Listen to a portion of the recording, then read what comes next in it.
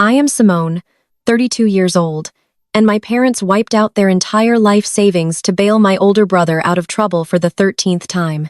When the bank finally came for their house, they drove through a torrential storm to my property, fully expecting to take over mine.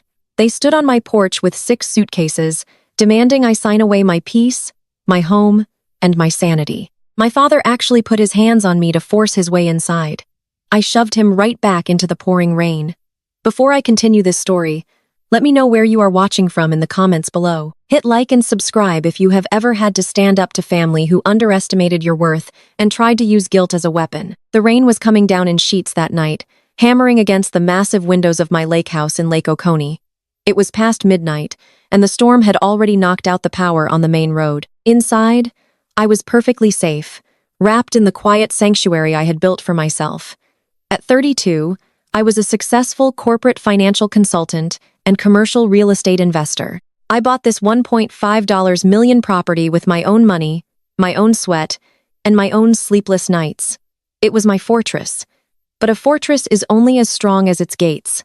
And tonight, my family was trying to batter theirs down. The heavy, frantic pounding on my custom oak front door startled me. Nobody drives out to Lake Oconee in a severe thunderstorm unannounced. As I walked down the curved staircase, my security system chimed. I pulled up the camera feed on my phone and felt my blood run completely cold. Standing on my covered porch, soaked and shivering, were my parents, Warren and Valerie. Beside them sat a mountain of expensive luggage, 6 massive suitcases that looked entirely out of place in the driving rain. Before I could even process why they were standing there, a piece of paper was aggressively shoved through the brass mail slot at the bottom of my door. It fluttered onto the entryway rug, damp from the rain. I picked it up. The bold, arrogant letters at the top of the page made my stomach turn. It read, Elderly Residency Agreement and Cohabitation Contract.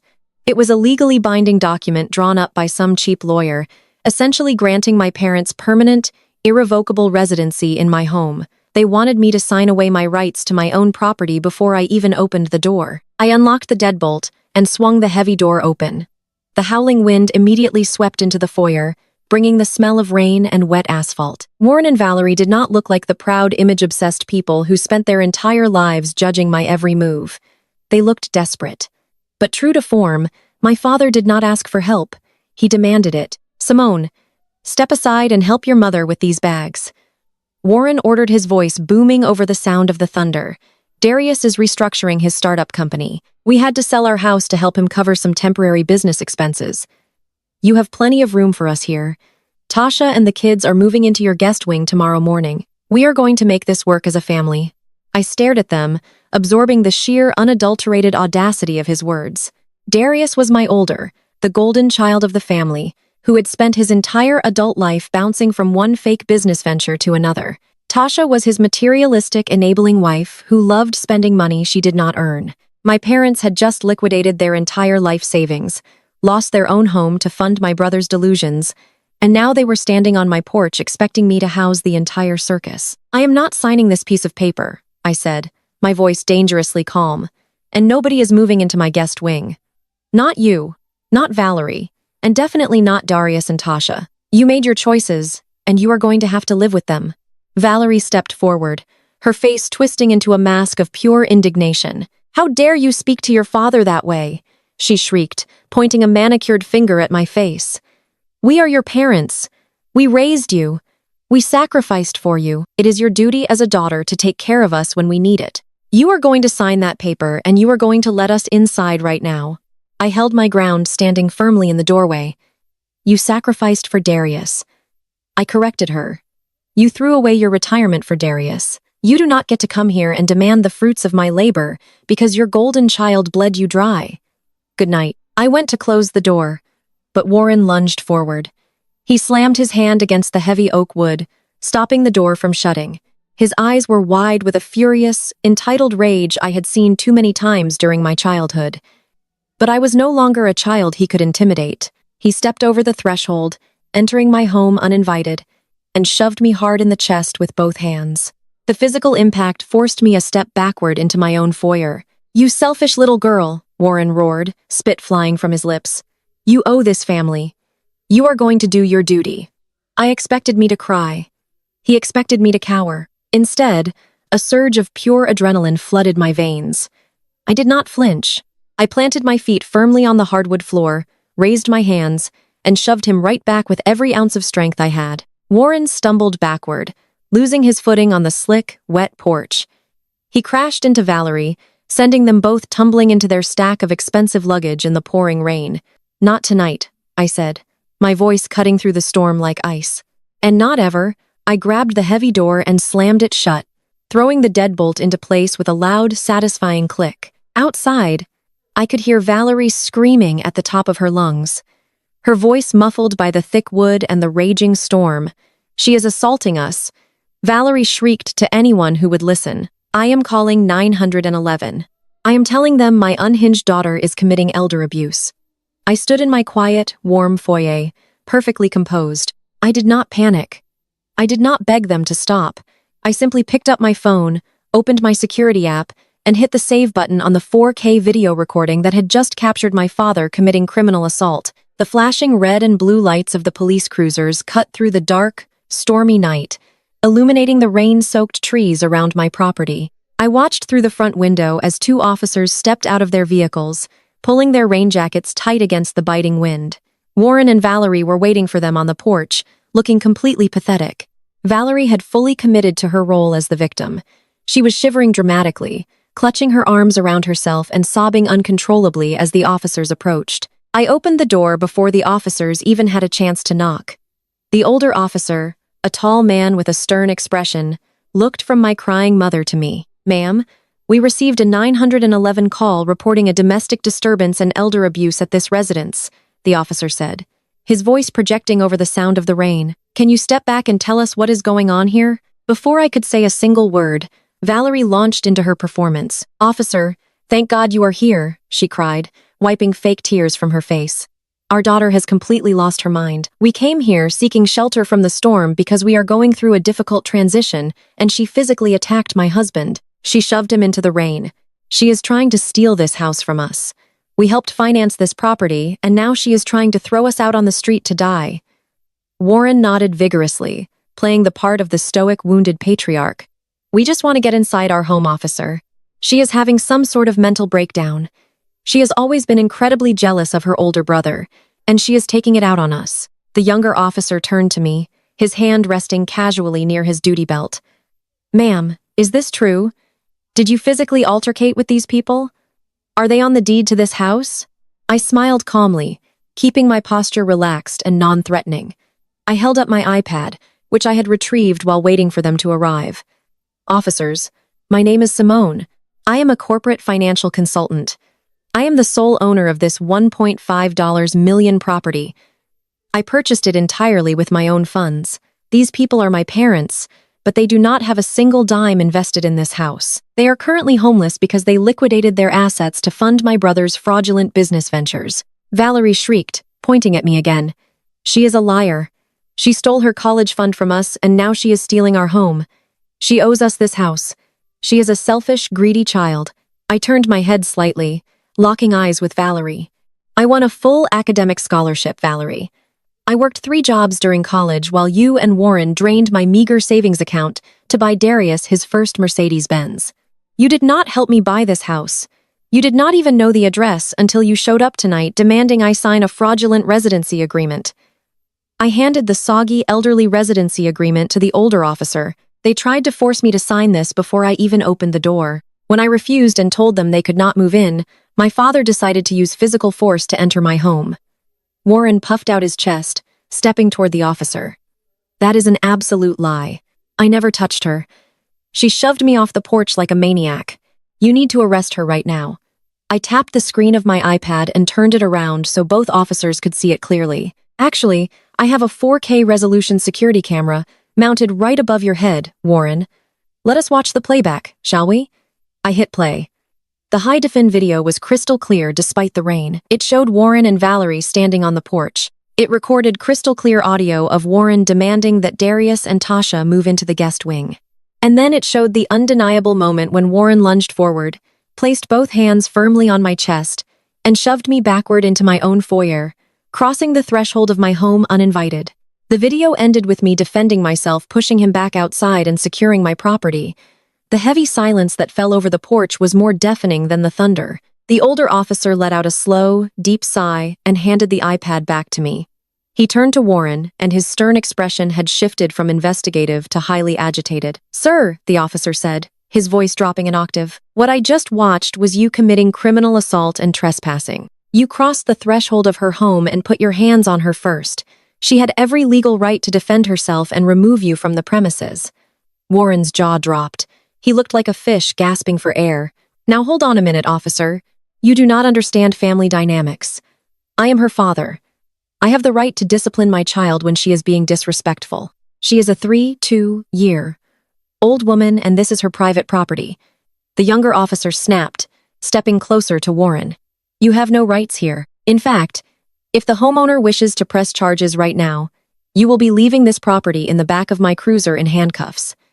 Valerie suddenly stopped crying. Her fake tears vanished instantly, replaced by sheer absolute panic. She grabbed Warren's arm, pulling him back slightly. "Officer, please. There has just been a misunderstanding. We are leaving. We will leave right now." I looked at the officers. "I am not pressing charges tonight," I said smoothly. "But I do want them formally trespassed from this property. If they ever show up here again, I want them arrested on sight." The older officer nodded. "You got it, ma'am." He turned back to my parents, pointing a stern finger down the long, winding driveway. "You heard the lady. You are officially trespassed. Grab your bags and get off this property immediately. If you so much as stop at the end of the driveway, I am taking you both to the county jail." Watching Warren and Valerie realize they had completely lost control was the most satisfying moment of my life. The entitlement that had fueled their entire existence was shattered by the cold, hard reality of the law. They had no power here. They had no leverage. They were just two people who had gambled their entire future on a golden child who bled them dry. Without a word, my father bent down and grabbed the handles of two heavy suitcases. My mother took two more. They had to drag their designer luggage through the mud and puddles, the wheels getting stuck in the gravel as the torrential rain soaked through their expensive clothes. They looked pathetic, stripped of all the dignity they prized above everything else. The officers stood on the porch with me, shining their heavy-duty flashlights down the driveway to ensure my parents kept moving. It took them 10 minutes to drag all 6 bags to their beat-up sedan parked near the gate. I watched the taillights flicker on and slowly fade into the darkness of the storm. The officers took my statement, provided me with a case number for the trespassing order, and wished me a safe night before heading back out into the rain. I closed the door, locked the deadbolt, and leaned against the wood. The house was quiet again. The warmth of the foyer wrapped around me, and for a moment, I just breathed in the scent of cedar and rain. I had protected my sanctuary. I had finally drawn a line in the sand that they could not cross. I walked into the kitchen and poured myself a glass of expensive red wine. I took a sip, letting the rich flavor settle my nerves. Just as I set the glass down on the marble counter, my phone vibrated in my pocket. I pulled it out and saw a text message illuminating the screen. It was from my sister-in-law, Tasha. I stared at the preview banner, knowing exactly what kind of venom she was about to spew. Tasha was the ultimate enabler, a woman who lived for designer labels and luxury cars, entirely funded by whatever scam Darius was running at the time. She despised me because I saw right through her, and because I refused to fund her lifestyle when Darius inevitably ran out of money. I unlocked the phone and opened the message. "You just put your own parents on the street in a storm, you heartless witch. Darius had to put them up in a cheap motel because our accounts are frozen. Watch your back at the office tomorrow. Darius and I are coming to collect what you owe this family. You messed with the wrong people. We are not leaving until you pay up." I read the message twice. They were coming to my office. They were planning to ambush me at my consulting firm in downtown Atlanta, a place where reputation and professionalism were everything. They thought they could intimidate me in front of my high, net-worth clients and force me into submission. They thought they could embarrass me into handing over my hard-earned money to save their crumbling facade. I took another sip of wine and smiled.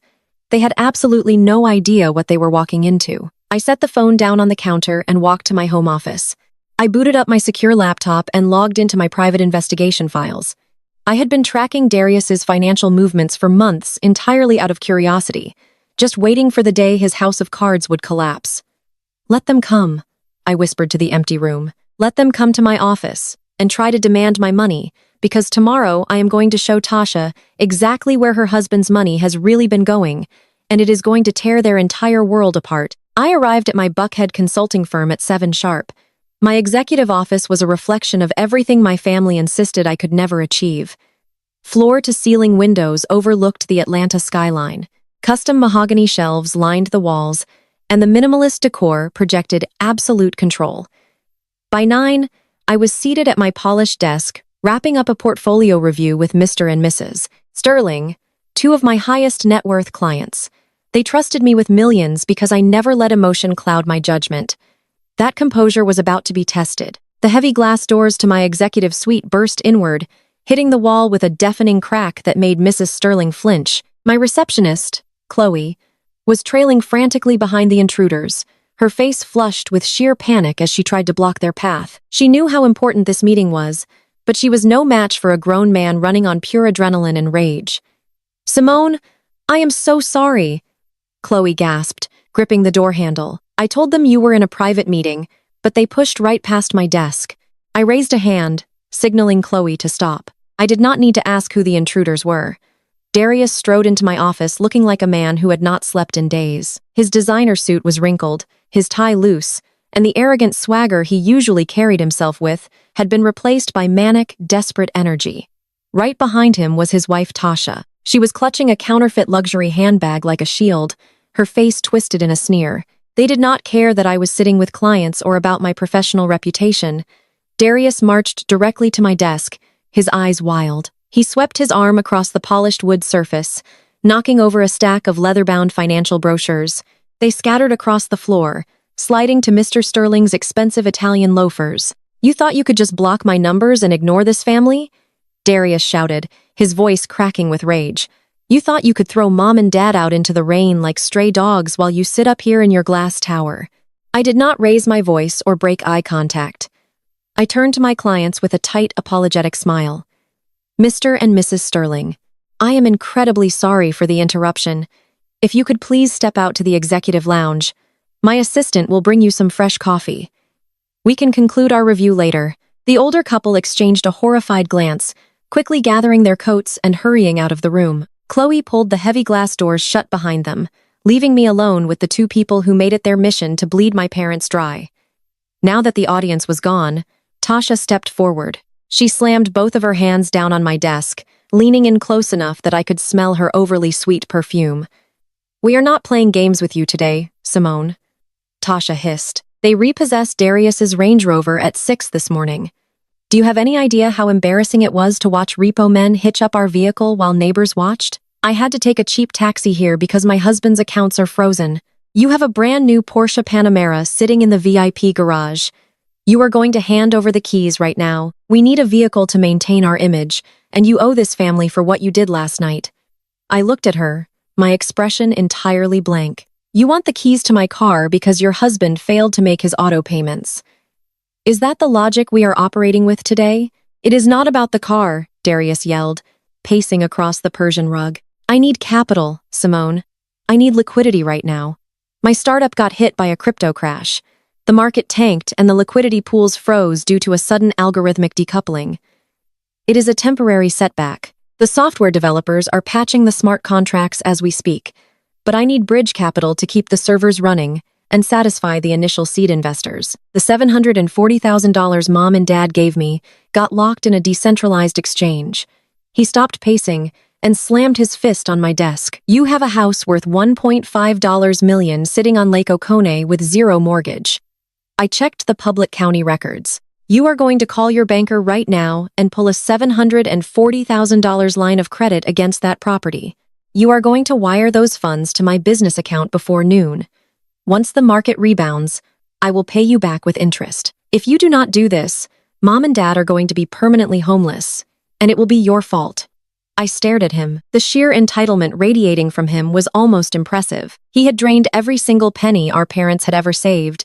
He had let them lose their home, and now, facing the severe consequences of his own disastrous choices, he was trying to leverage my hard work to dig himself out of a deep grave he dug with his own 2 hands. For a brief second, I looked at the 2 people standing before me. My brother, who had always been praised by our parents for his supposed genius, was nothing more than a desperate con artist, wearing a bespoke suit he could no longer afford to dry clean. His wife, who had spent years looking down her nose at my sensible lifestyle, was now demanding my car because she felt completely entitled to the rewards of my discipline.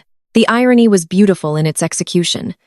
They had built their entire identities on a fragile foundation of lies and other people's money. Now they were furious that I adamantly refused to become the structural support keeping that rotting foundation from collapsing. Any other professional in my building would have hit the panic button under their desk.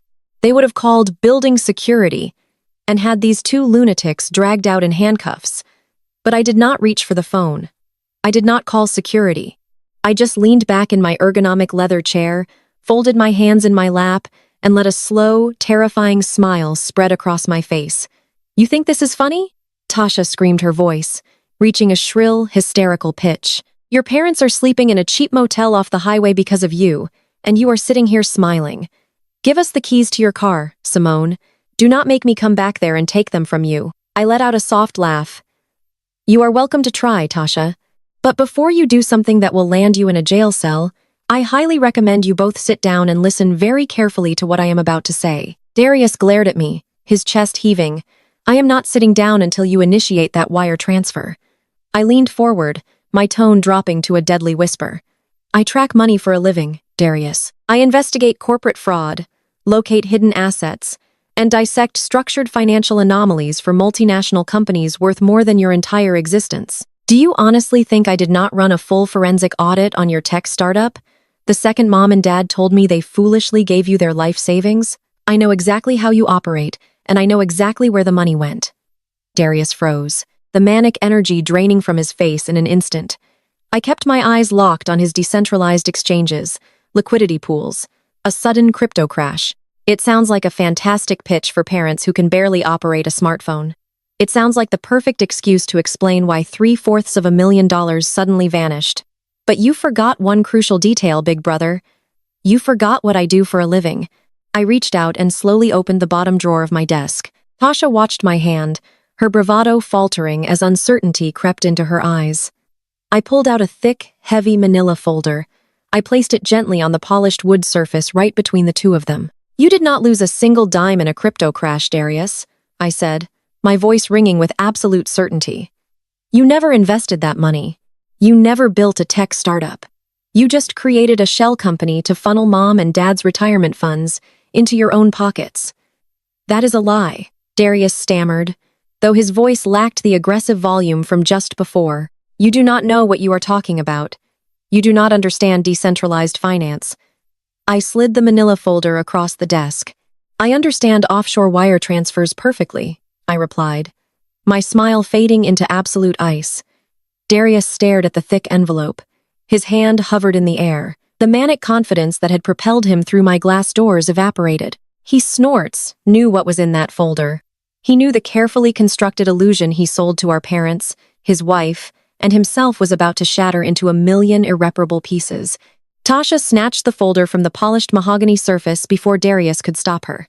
Her acrylic nails scraped against the paper as she flipped it open. I leaned back in my chair, steepled my fingers, and watched the devastating realization wash over her face. "What is this?"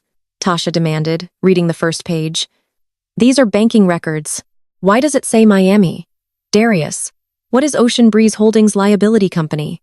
Darius swallowed hard, stepping backward. "Tasha, put that down. She is manipulating us. It is a fabricated document to avoid giving us money." I simply let the facts speak. "Ocean Breeze Holdings is a shell corporation registered in southern Florida," I explained calmly, "created exactly 4 days after Warren and Valerie handed you their $740,000. You told them the money was locked in a liquidity pool, but as the wire transfer receipts show, every single cent was routed directly to Miami." Tasha flipped to the next page, her breath hitched. A heavy, suffocating silence fell over my office. She pulled out a stack of glossy, high-definition photographs that my private investigator had overnighted to me 3 weeks ago. The first photo showed a stunning, sleek, luxury yacht docked at an exclusive Miami marina. The second showed Darius standing on the deck of that yacht holding champagne. The third photo was the fatal blow. It showed Darius wrapping his arms around a beautiful 22-year-old fitness model wearing a designer bikini laughing and holding up a set of keys. "Who is this?" Tasha whispered, her voice trembling with shock and rising fury. "Darius? Who is this woman?" Darius tugged at his silk tie, suddenly unable to breathe. "Baby, it is a corporate asset," he stammered defensively. "The boat is an asset for the startup. We use it to entertain venture capitalists. That girl is just a brand ambassador. She is a promotional model we hired for a marketing campaign. You have to believe me." I let out a sharp, mocking laugh. "A brand ambassador? That is incredibly generous of you." Darius flipped to the last document in the folder. "Tasha, the one with the official Florida state seal." Tasha ripped the photos aside and stared at the final page. Her hands shook violently, crinkling the heavy paper. Her eyes widened, scanning the legal text. "The yacht is not a corporate asset," I said, delivering the final blow. "The vessel was purchased in full with cash, using our parents' life savings, and it is not titled under your husband's name, nor is it titled under his fake startup. The yacht is legally titled under the name of Destiny Caldwell, the 2-year-old brand ambassador in the photo. He bought his mistress a yacht with the money that was supposed to save your parents." The counterfeit luxury handbag hit the floor with a dull thud. She stood perfectly still for 3 agonizing seconds. The reality of her situation hit her like a freight train. She was not the wealthy wife of a tech genius. She was the financially ruined spouse of a grifter who stole his family's money to fund a secret life with a younger woman. Her Range Rover was gone. Her bank accounts were frozen, and the man standing in front of her was the reason why. Darius made a fatal mistake. He reached out and grabbed Tasha's arm. "Tasha, baby, please let us just go outside and talk about this." She set us up. Tasha did not speak. She did not cry. She pivoted on her designer heels, pulled her arm back, and slapped Darius across the face. The sound was explosive. It echoed off the floor to ceiling windows and rang through the entire executive suite. The sheer force of the impact sent Darius stumbling sideways into my guest chair. A bright, angry red handprint instantly materialized across his cheek. He groaned, clutching his face in utter disbelief. "You worthless, lying piece of garbage." Tasha screamed at the top of her lungs. Her voice was guttural, completely devoid of the refined persona she tried so desperately to maintain. "I defended you. I stood by you when your car got towed this morning. I came here to fight your sister for you, and you bought a yacht for some girl with your parents' money. You left us with nothing." "Tasha, keep your voice down," Darius hissed, glancing frantically toward my glass doors. "People can hear you. We are in a professional building. I do not care who hears me." She shrieked, lunging at him and hitting his chest. "You ruined my life. You told me we were going to be billionaires. You told me this was a temporary cash flow problem. You gave away our future to a child in Miami. I am going to destroy you." Darius grabbed her wrists, struggling to hold her back as she kicked and thrashed. "Get off me," she wailed. "I want a divorce. I am taking everything. You have nothing to take." Darius yelled back, his own temper finally erupting. "You spent $50,000 on clothes last month while I was trying to keep the creditors away. You are just as broke as I am." Watching them tear each other apart in my office was karmic justice. They walked in united, ready to intimidate me, demanding my hard-earned wealth to maintain their illusions. It took exactly 4 pieces of paper to completely obliterate their marriage and false superiority. They were behaving like wild animals, screaming and wrestling over the shredded remains of their dignity. I watched the chaos unfold for another 30 seconds, entirely unbothered.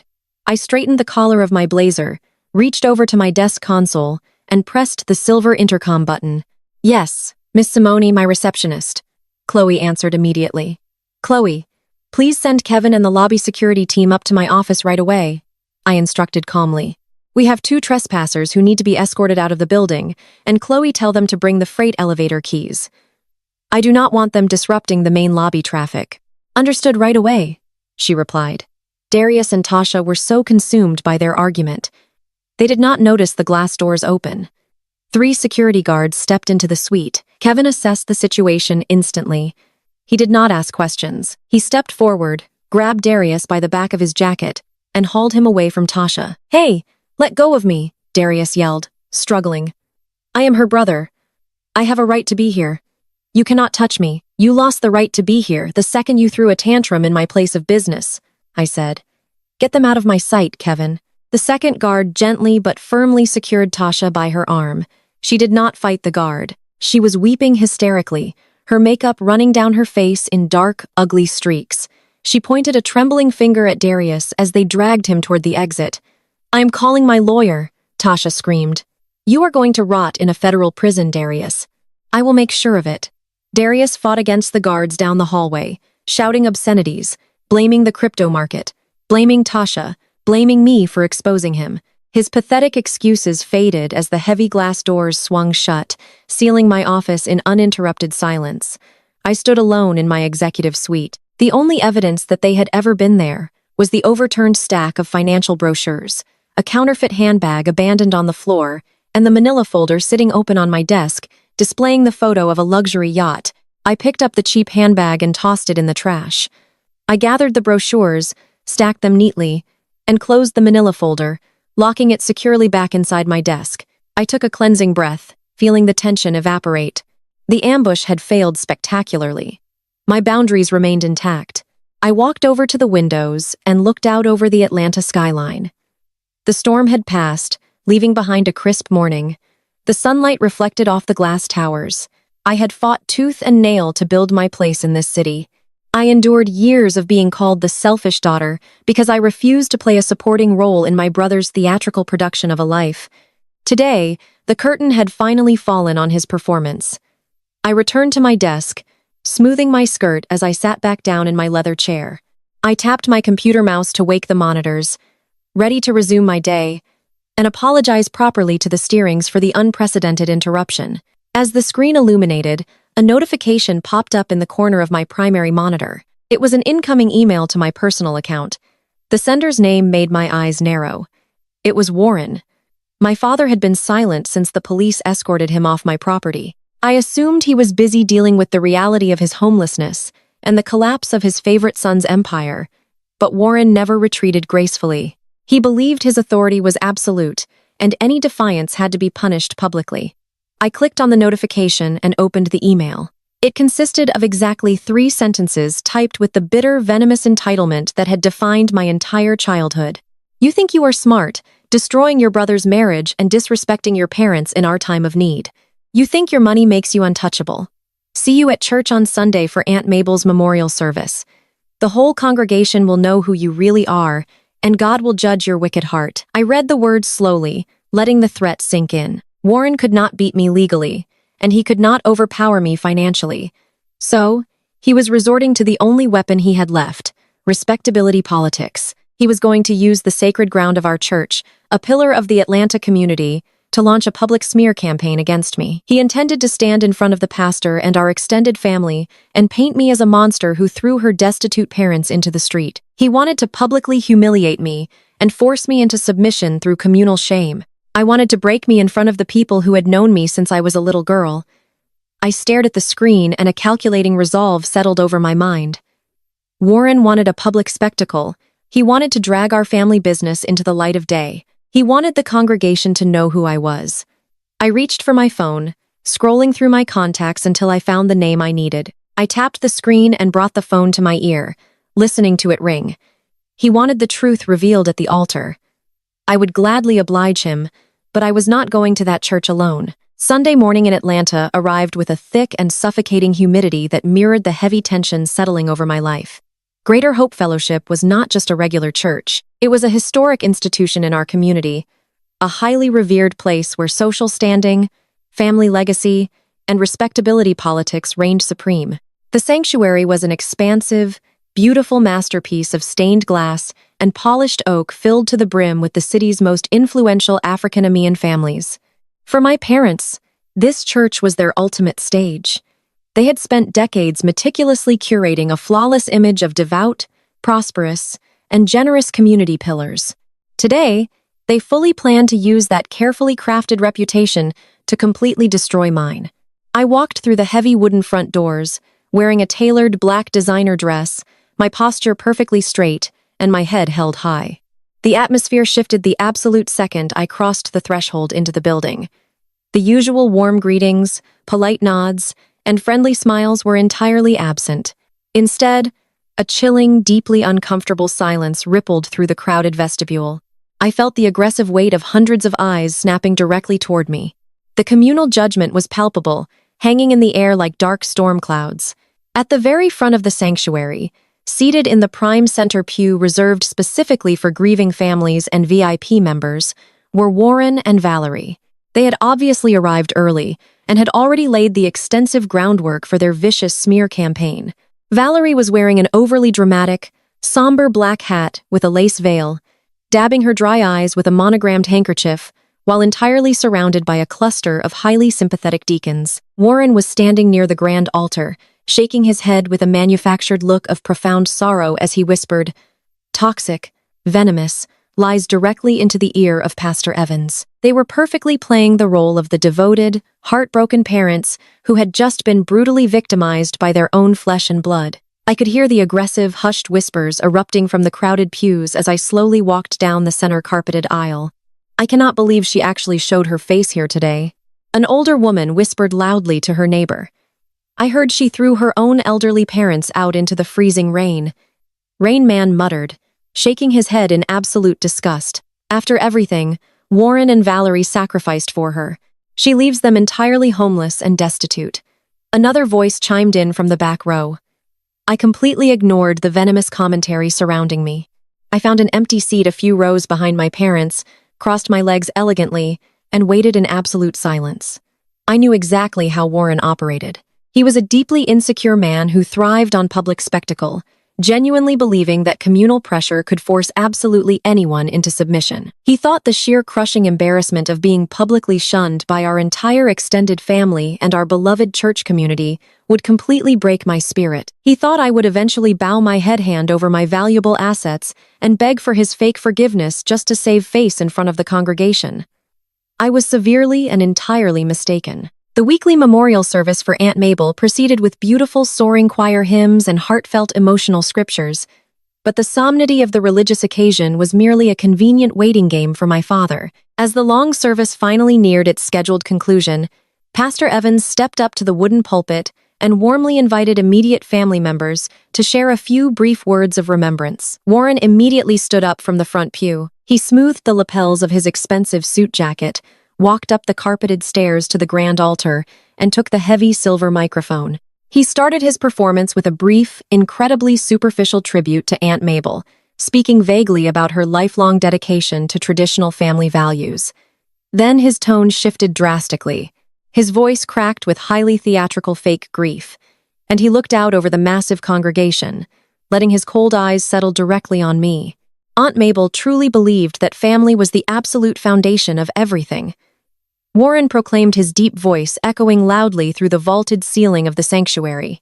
She believed that we must constantly protect each other unconditionally, support each other, and always honor the heavy sacrifices our elders made for our success. Unfortunately, we live in a dark, troubling time where extreme financial greed has completely poisoned the hearts of our youth. We live in a world where a selfish child can take the very life savings of her struggling parents, manipulate them into signing away their entire retirement, and cast them out into the cold street without a single second thought. A collective, highly audible gasp swept violently through the packed sanctuary.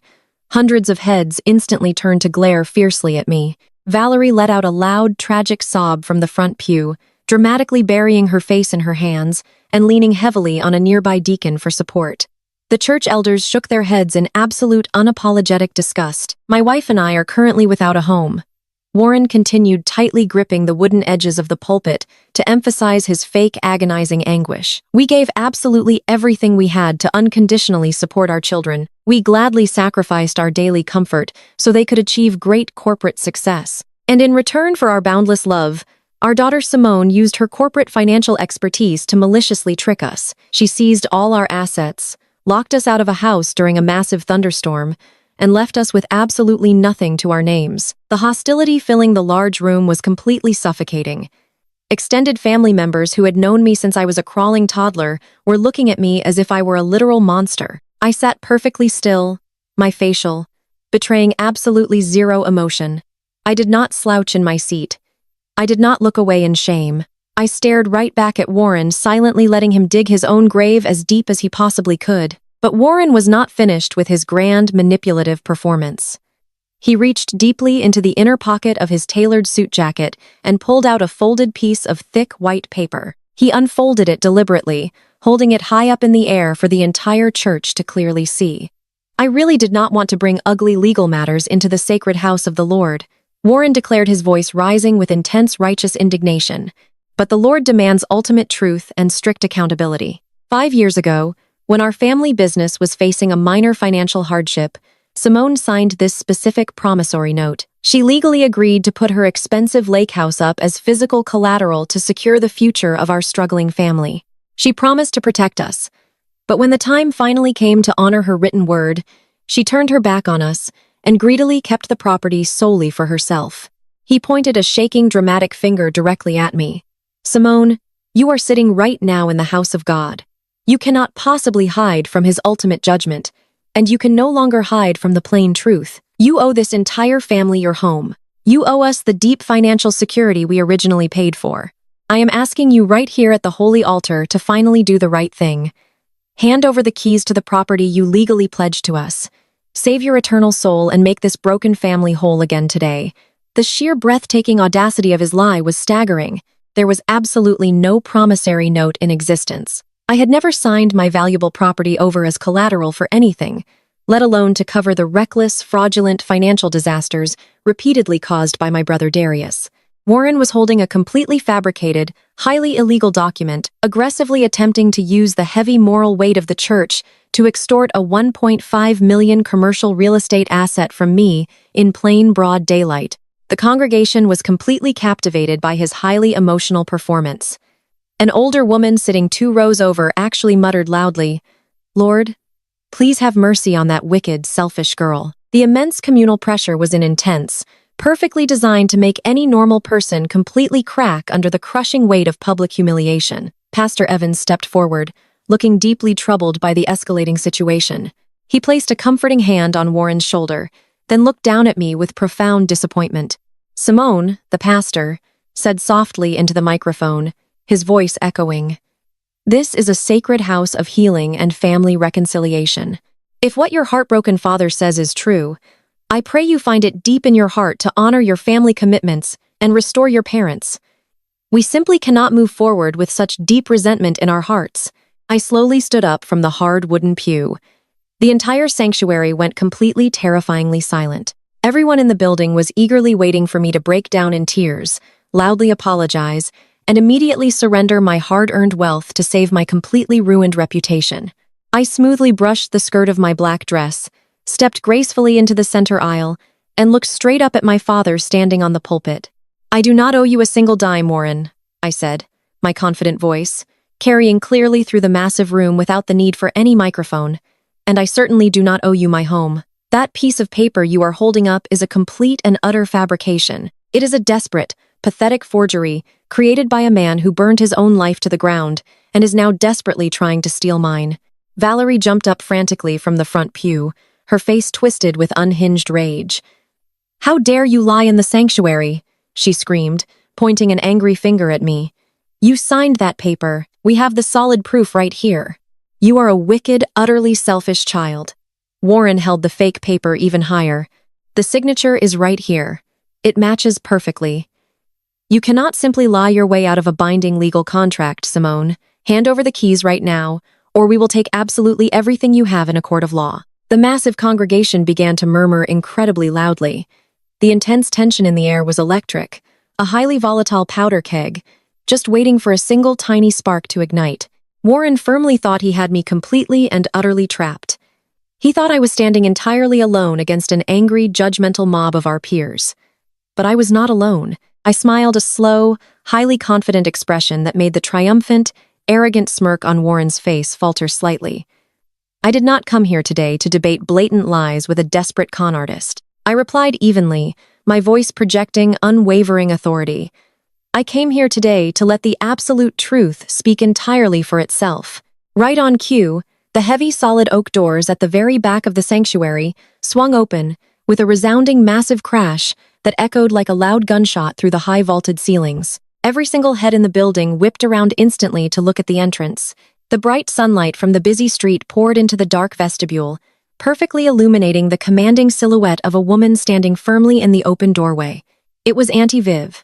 My mother's older sister was an absolute legend in the Atlanta legal community. She was a fierce, sharp-suited, high-powered corporate attorney who took absolutely no prisoners in or out of the courtroom. She deeply despised respectability politics, hated family nonsense, and had zero tolerance for Warren's lifelong history of manipulation. She was the only person in our entire extended family who saw right through my parents' highly toxic facade, and she had always been my absolute greatest ally. Auntie Viv marched straight down the center aisle of the church. She was wearing a perfectly tailored crimson power suit, her expensive heels clicking sharply and loudly against the polished hardwood floor with terrifying, undeniable authority. In her right hand, she gripped a thick black leather briefcase.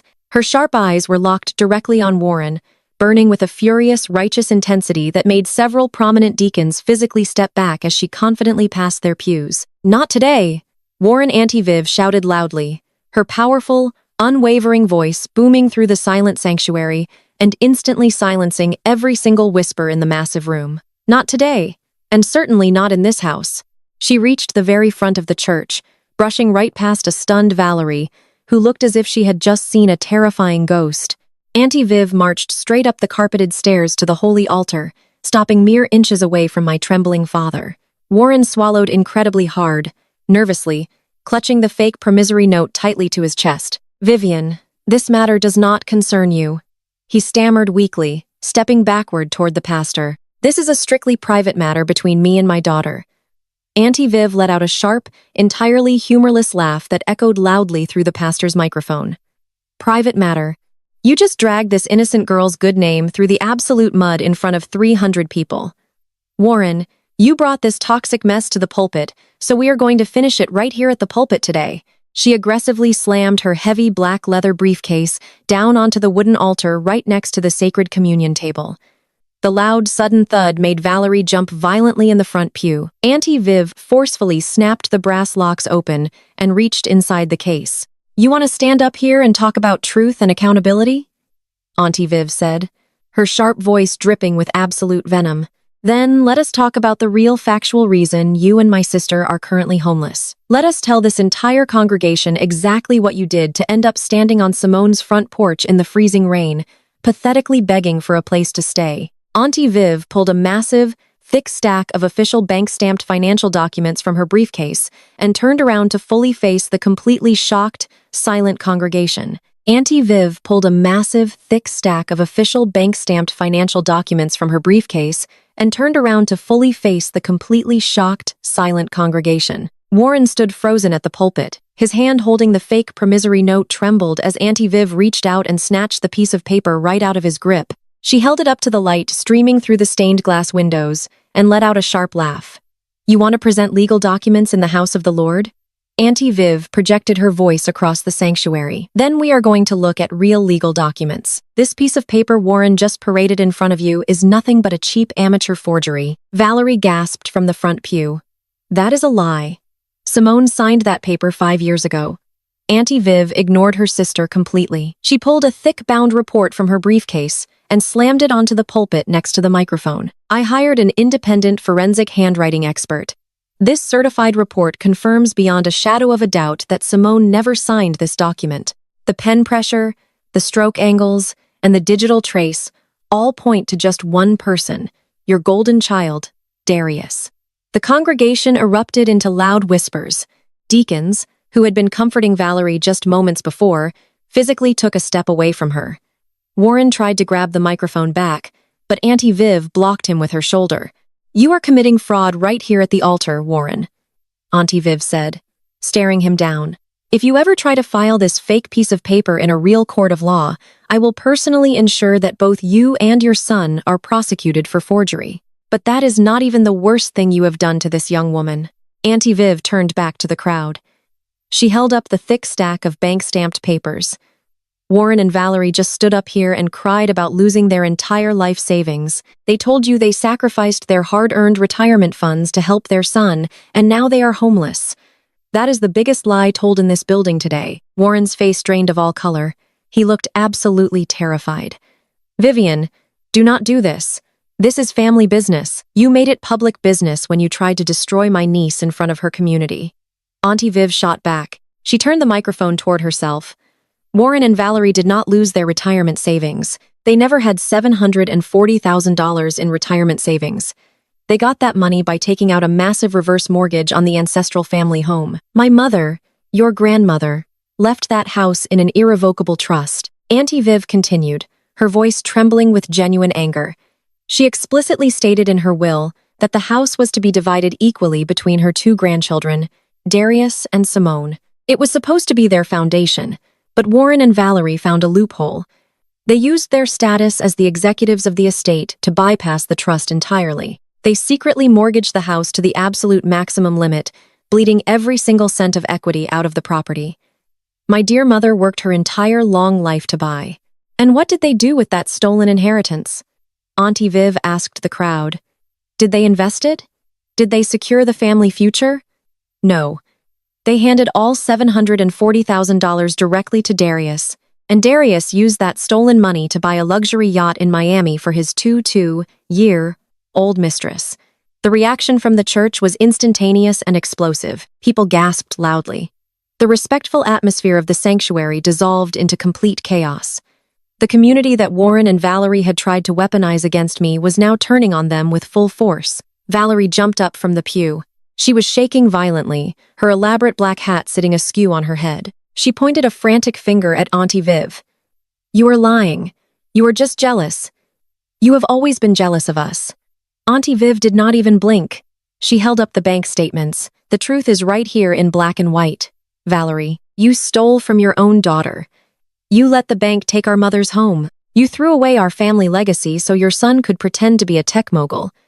And when the money ran out and the bank came to evict you, you tried to steal Simone's house to cover up your crimes." Pastor Evans stepped forward.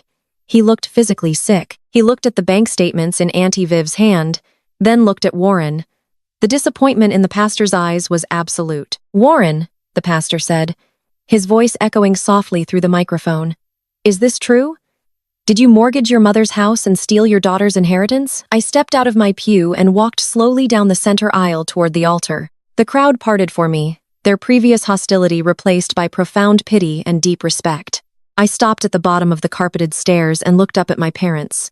"You came here today to shame me," I said, my voice carrying clearly. "You thought you could use this church to bully me into giving up everything I have worked for, but you forgot that I am the one who knows how to read the financial records." I looked at my mother. "You always called me the selfish daughter, but the only selfish people in this room are the two of you. You destroyed our grandmother's legacy. You let Darius ruin your lives, and you will never ever take mine." Warren finally found his voice. It was a weak, pathetic sound. "Simone, please. We are your parents. We had to try to save your brother. He was in trouble." "You did not save him," I replied coldly. "You enabled him, and now you have to pay the price." Auntie Viv packed his documents back into her black leather briefcase and snapped the brass locks shut. She walked down the stairs and stood right beside me, presenting a united, unbreakable front. The message was clear. I was not alone, and I was not going to be intimidated. Pastor Evans gently took the microphone from the pulpit. He looked at my parents with a stern, unforgiving expression. "Warren, Valerie, I think it is best if you leave the sanctuary right now. This is a place of worship and truth. You have brought deceit and theft to the altar. We will pray for your souls, but you are no longer welcome to stand before this congregation today." Warren slowly walked down the stairs, his head hanging low in absolute disgrace. Valerie, however, was entirely incapable of accepting defeat gracefully. Her sorrow vanished, replaced by a venomous, unhinged fury. She grabbed her expensive purse and marched down the aisle behind Warren. As she passed me, she stopped. Her face was twisted with pure hatred, her eyes burning with a desperate, toxic rage. She did not care that the entire church was watching her. She did not care that her reputation was completely destroyed. "You think you have won?" Valerie screamed at the top of her lungs, her voice echoing violently off the stained glass windows. "You think you can just humiliate us and walk away with everything? We are your parents. We gave you life. You owe us. We will take everything you have legally." I did not flinch. I did not step back. I looked her directly in the eyes, and offered her a calm, chilling smile. "You can certainly try, Valerie," I replied smoothly. "But you are going to need a very good lawyer. Play. And unfortunately for you, you are completely out of money." Valerie let out a sound of pure frustration, turned on her heel, and stormed out of the heavy oak doors, following Warren into the sweltering Atlanta heat. The heavy sanctuary doors swung shut behind them, sealing their permanent exile from the community they loved more than their own daughter. The church remained completely silent for a long moment. Then Pastor Evans cleared his throat and asked the congregation to bow their heads in a prayer for healing and truth. I stood beside Auntie Viv, feeling a profound sense of closure. The burden of their lies was lifted. But I knew Warren and Valerie well enough to know this was not the end. They had promised to take everything I had legally. They were going to launch a full-scale war against my assets, my career, and my life. As Auntie Viv and I walked out of the church together, stepping into the bright sunlight, my phone vibrated in my purse. I pulled it out and looked at the screen. It was a notification from my corporate legal team. The battle for my reputation was over, but the war for my empire began. The notification from my corporate legal team was just the opening salvo. 2 days after the church memorial, I was sitting in my downtown office when a process server bypassed the front desk and dropped a massive stack of legal documents directly onto my desk.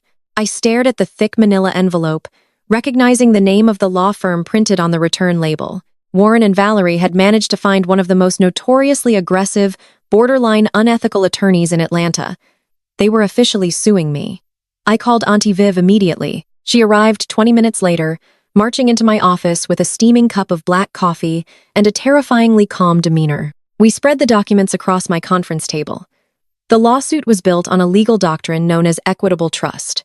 Warren and Valerie were claiming that because they had paid for my childhood medical bills, provided basic shelter during my adolescence, and paid a handful of college application fees 15 years ago, they were legally entitled to a percentage of my current net worth. They were demanding 50% equity in my corporate consulting firm and the immediate transfer of the Lake Oconee property to their names. It was a completely delusional, legally frivolous argument, but the strategy was obvious. They did not actually expect to win in a legitimate courtroom. They wanted to tie my assets up in protracted, incredibly expensive litigation. They hoped the mounting legal fees and the sheer exhaustion of fighting my own parents would eventually force me to settle out of court and hand them a massive cash payout. They were trying to bleed me dry through attrition. Auntie Viv tossed the paperwork back onto the table with a scoff. "They found a bottom-feeding lawyer willing to work on contingency," she explained, tapping her pen against the wood surface. "They have absolutely zero money to pay hourly legal fees. So, this attorney is banking on you settling quickly to avoid bad press. We are not settling. We are going to file a motion to dismiss with prejudice, and I will personally file for sanctions against this law firm for bringing a frivolous suit." I nodded, feeling a cold resolve settle over me. I was not going to give them a single cent, but Warren and Valerie were not operating alone. While they launched their bogus legal war, Darius was preparing an entirely different kind of attack. Darius was desperate. His fake crypto startup was completely bankrupt. His luxury cars were repossessed, and Tasha was holding her bags at the door, threatening to file for divorce if he did not produce a massive amount of cash immediately. He needed to prove to his materialistic wife that he could still dominate me and extract the wealth they felt entitled to. Since he could not win financially, he decided to destroy my professional reputation. The attack began on a Tuesday morning. My assistant Chloe rushed into my office, her face pale, holding her tablet. "Simone, you need to look at our online business profiles right now," she urged, her voice trembling slightly. "We are being flooded." I pulled up our firm's primary directory listings and felt my stomach drop. Overnight, my highly respected consulting firm had been bombarded with hundreds of horrific one-star reviews. The comments were utterly vicious and entirely fabricated. They all repeated variations of the exact same lie. The reviewers claimed they were elderly clients who had been financially exploited by my firm.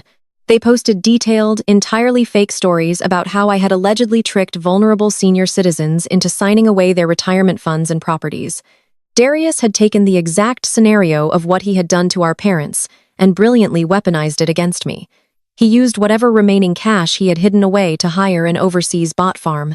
The fake profiles were relentless, turning out dozens of new, highly damaging reviews every single hour. He knew that in the world of high-level corporate consulting, reputation and absolute trust were the only currencies that truly mattered. If my clients thought I was engaging in predatory financial practices against the elderly, my firm would collapse overnight. I was trying to create a Smoke Oak Sea screen to cover his own crimes while simultaneously blackmailing me into a settlement. Shortly after the reviews started pouring in, I received a taunting text message from Tasha.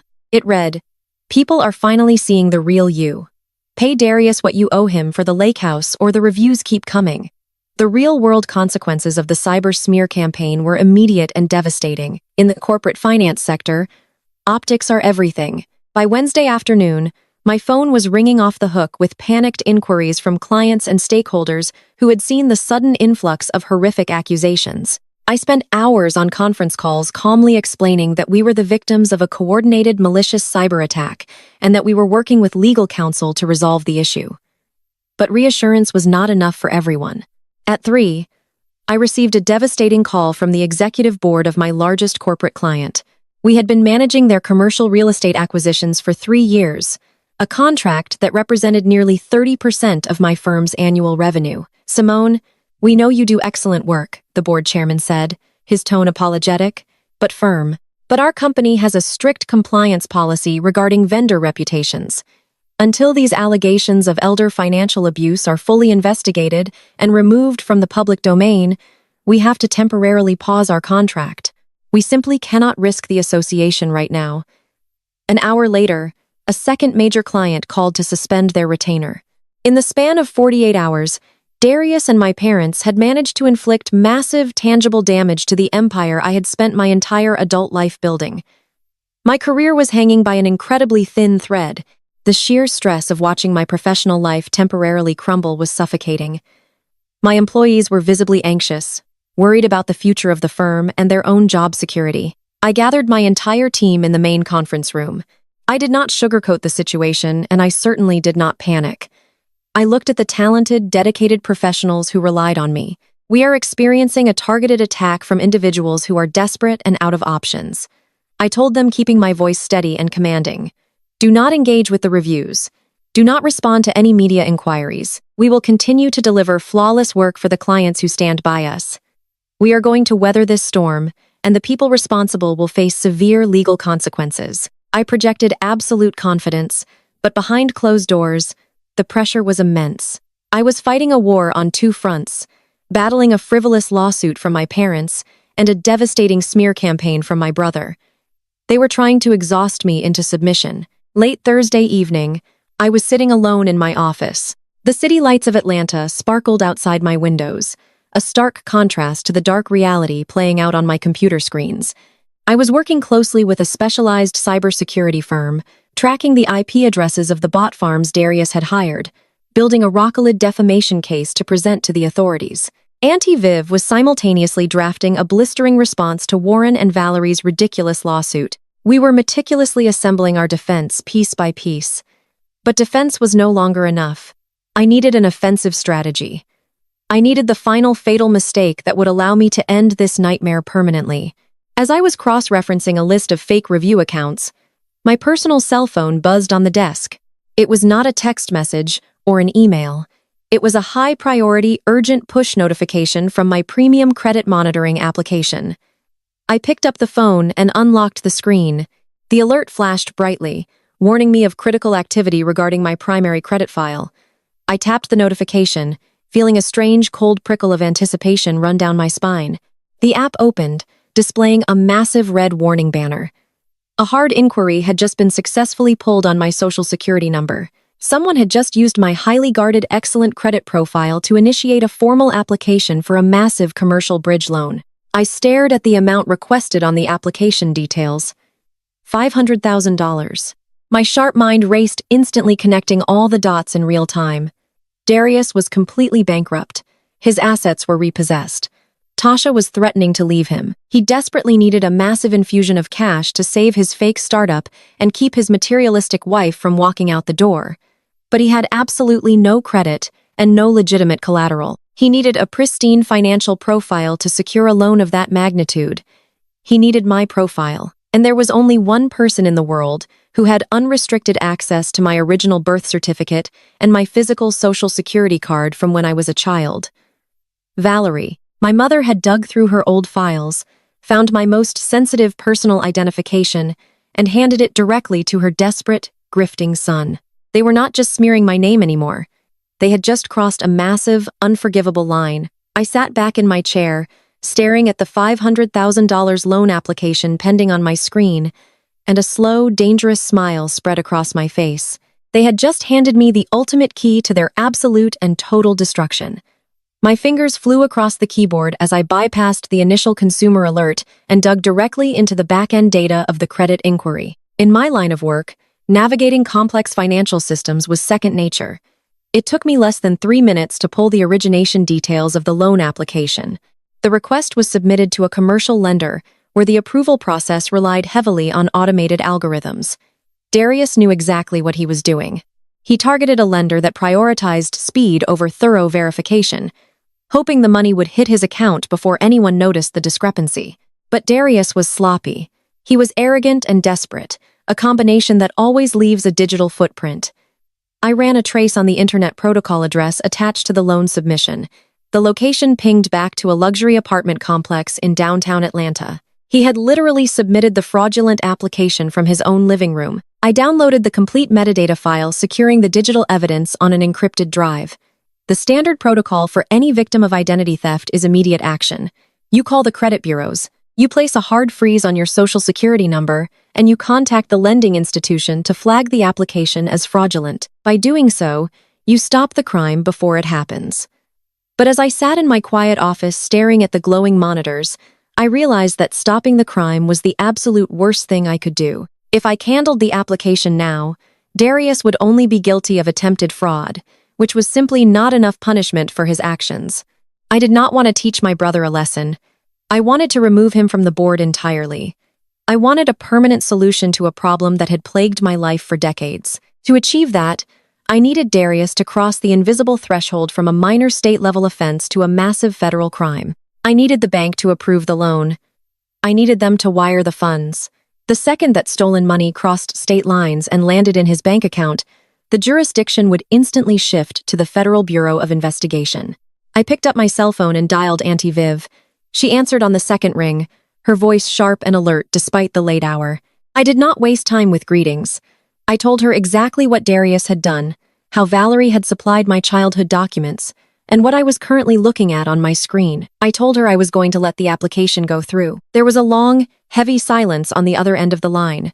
When Auntie Viv finally spoke, her tone was deadly serious. "Simone, if you let that wire transfer clear, you are facilitating the completion of a major federal offense," Auntie Viv warned. "The moment he takes possession of those funds using your identity, he is looking at mandatory minimum sentencing guidelines. There is no backing out once the federal government gets involved. He will go to federal prison. Are you absolutely certain you are ready to pull that trigger on your own brother?" I looked at the framed photos on my desk, the awards I had earned, the business I had built from nothing. They had declared war on my survival. "I am completely certain," I replied, my voice devoid of hesitation. He made his choice the second he typed my social security number into that form. "Get over here, Auntie Viv. I need my legal counsel present when the trap snapped shut." Auntie Viv arrived at my office building less than 40 minutes later. She strode into my executive suite carrying a fresh pot of coffee and a legal notepad. She locked the glass doors behind her and pulled up a chair next to my desk.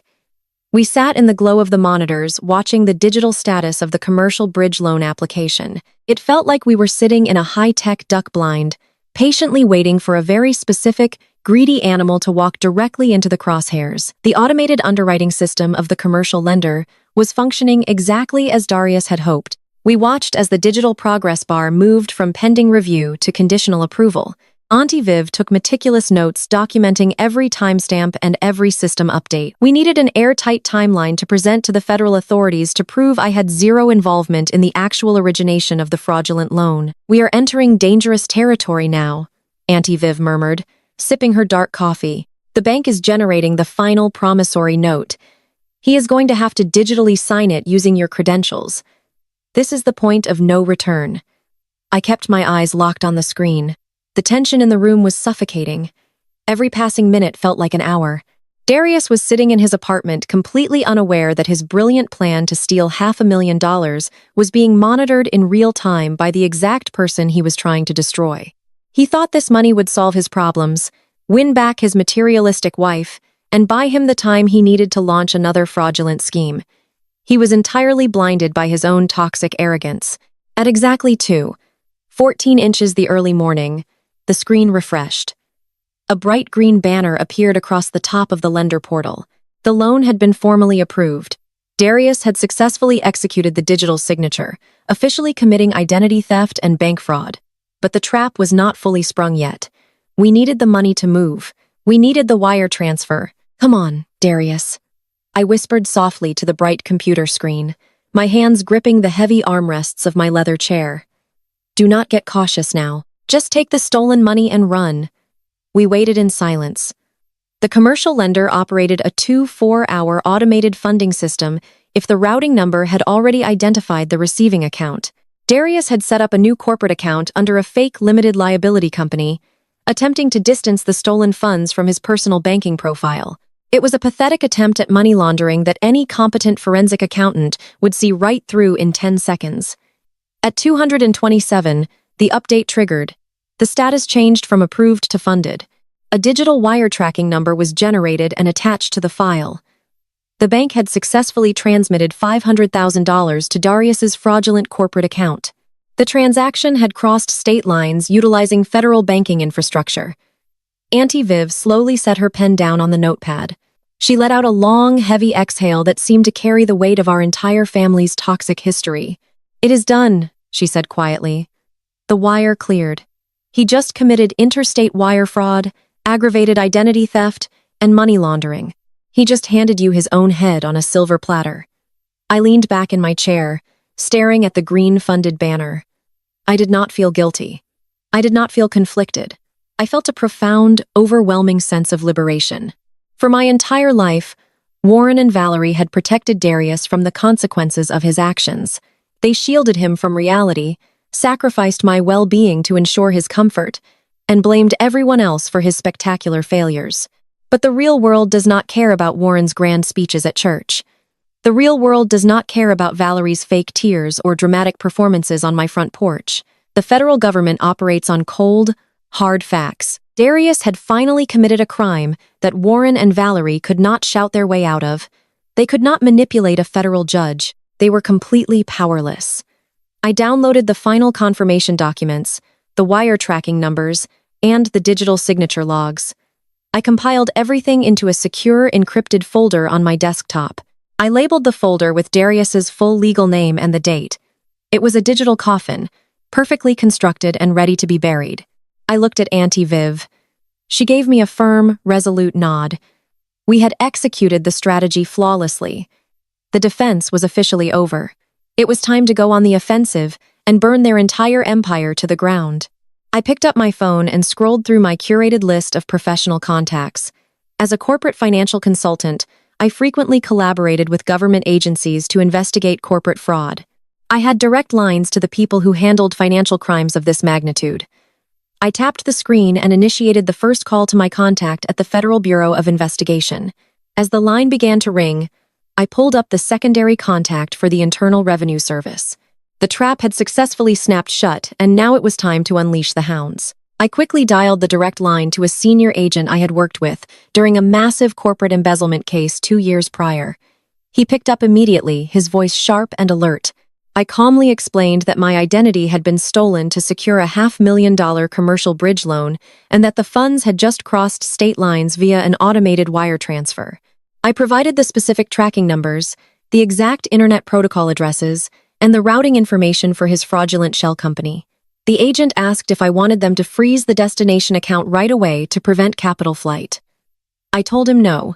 I wanted them to build a comprehensive, bulletproof federal indictment. I told him to track exactly how the stolen money was spent because I knew my arrogant brother was about to leave a paper trail so wide and obvious a blind man could follow it. I emphasized that Darius was operating a scheme targeting vulnerable family members. The agent took down every single detail. He assured me they would run a parallel investigation with the IRS Criminal Division to ensure no stone was left unturned. We hung up, and Auntie Viv poured us both another cup of dark coffee. The trap was officially set, but patience was going to be my most lethal weapon. For exactly 21 agonizing days, I went completely dark. I did not return phone calls from mutual acquaintances. I did not respond to the ridiculous lawsuit my parents had filed. My corporate legal team filed a standard extension buying us crucial time while giving Warren and Valerie the absolute false impression that I was scrambling for a defense. To them, my strategic silence sounded like total defeat. They truly believed they had pushed me into a corner, and that my consulting firm was crumbling under the weight of their malicious online smear campaign. They thought they had won the war. Darius, armed with $500,000 of freshly stolen federal funds, wasted absolutely no time pretending to be a self-made titan of industry. Instead of attempting to actually build the software company he claimed to have, he immediately reverted to his most toxic materialistic habits. He used the stolen bridge loan to fund a disgustingly lavish lifestyle upgrade. He marched straight into a high-end jeweler in Buckhead and purchased a massive, flawless diamond ring for Tasha. The shiny new rock was exactly the bribe she needed to forget about his Miami mistress, the repossessed cars, and the public humiliation. Tasha proudly flaunted the ring all over social media, boasting about her husband's incredible financial comeback. They abandoned their previous apartment and signed a lease on a sprawling top-floor luxury penthouse in Midtown Atlanta. Darius was burning through the stolen cash at an astonishing rate, prepaying a year of exorbitant rent to bypass the standard credit checks. He would have inevitably failed. He leased a brand-new imported sports car and started hosting lavish dinners at exclusive steakhouses every single night. In his mind, he was an untouchable tech genius who had successfully outsmarted the system, his little sister, and the entire banking industry. He had absolutely no idea that federal investigators were meticulously logging every single one of his luxury purchases, preparing to use his own credit card receipts to put him behind bars for the next decade.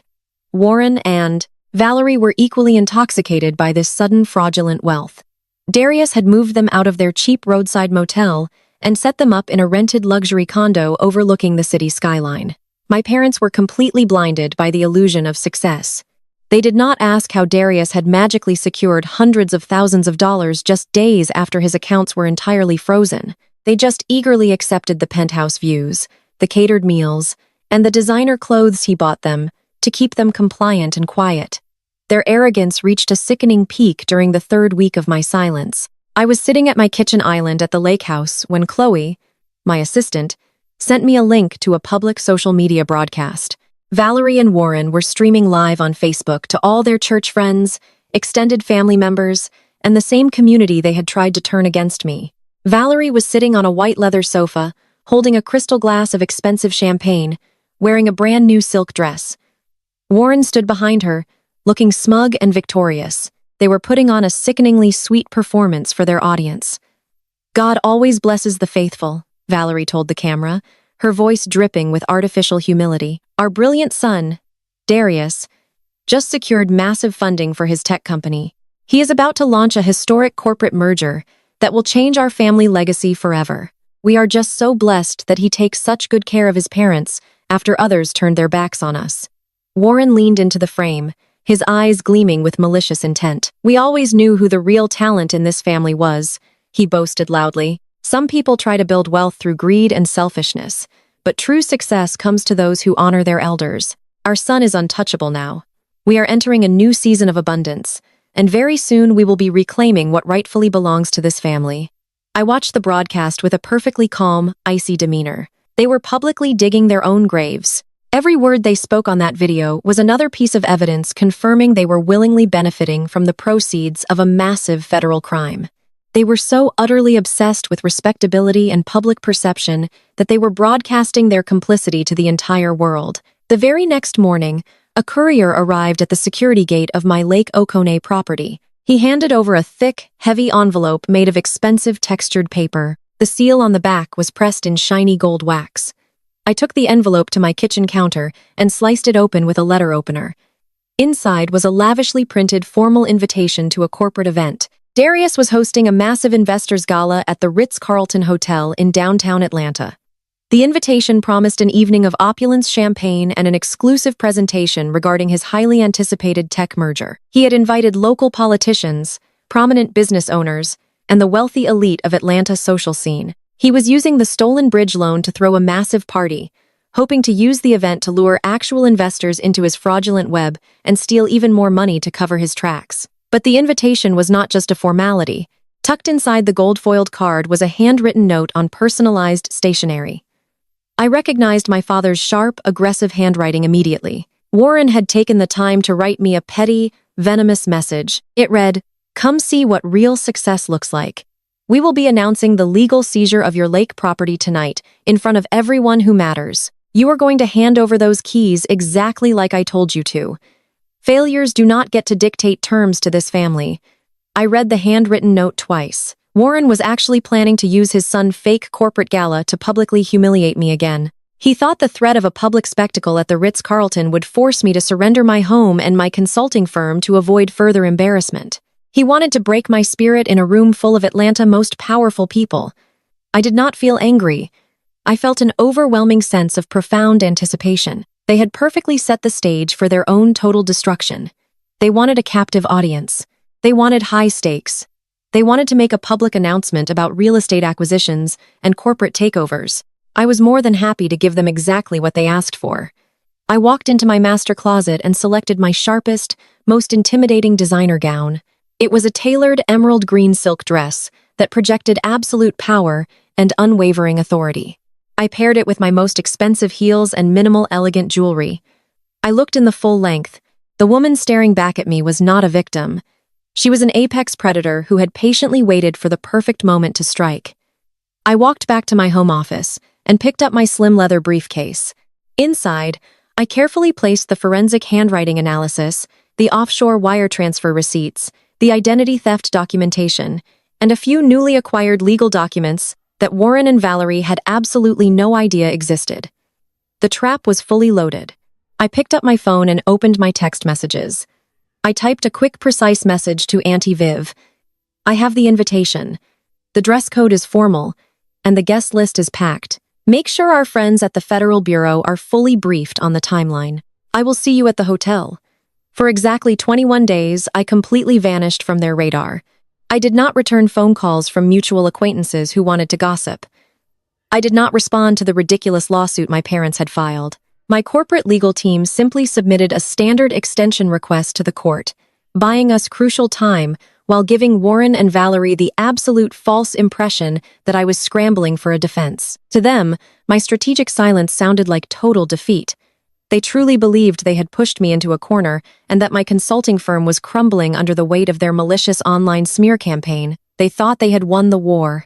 Darius, armed with $500,000 of freshly stolen federal funds, wasted absolutely no time pretending to be a self-made titan of industry. Instead of attempting to actually build the software company he claimed to have, he immediately reverted to his most toxic, materialistic habits. He used the stolen bridge loan to fund a disgustingly lavish lifestyle upgrade. He marched straight into a high-end jeweler in Buckhead and purchased a massive, flawless diamond ring for Tasha. The shiny new rock was exactly the bribe she needed to forget about his Miami mistress, the repossessed cars, and the public humiliation they had suffered in my office. Tasha proudly flaunted the ring all over social media, boasting about her husband's incredible financial comeback. They abandoned their previous apartment and signed a lease on a sprawling top-floor luxury penthouse in Midtown Atlanta. Darius was burning through the stolen cash at an astonishing rate, prepaying a year of exorbitant rent to bypass the standard credit checks.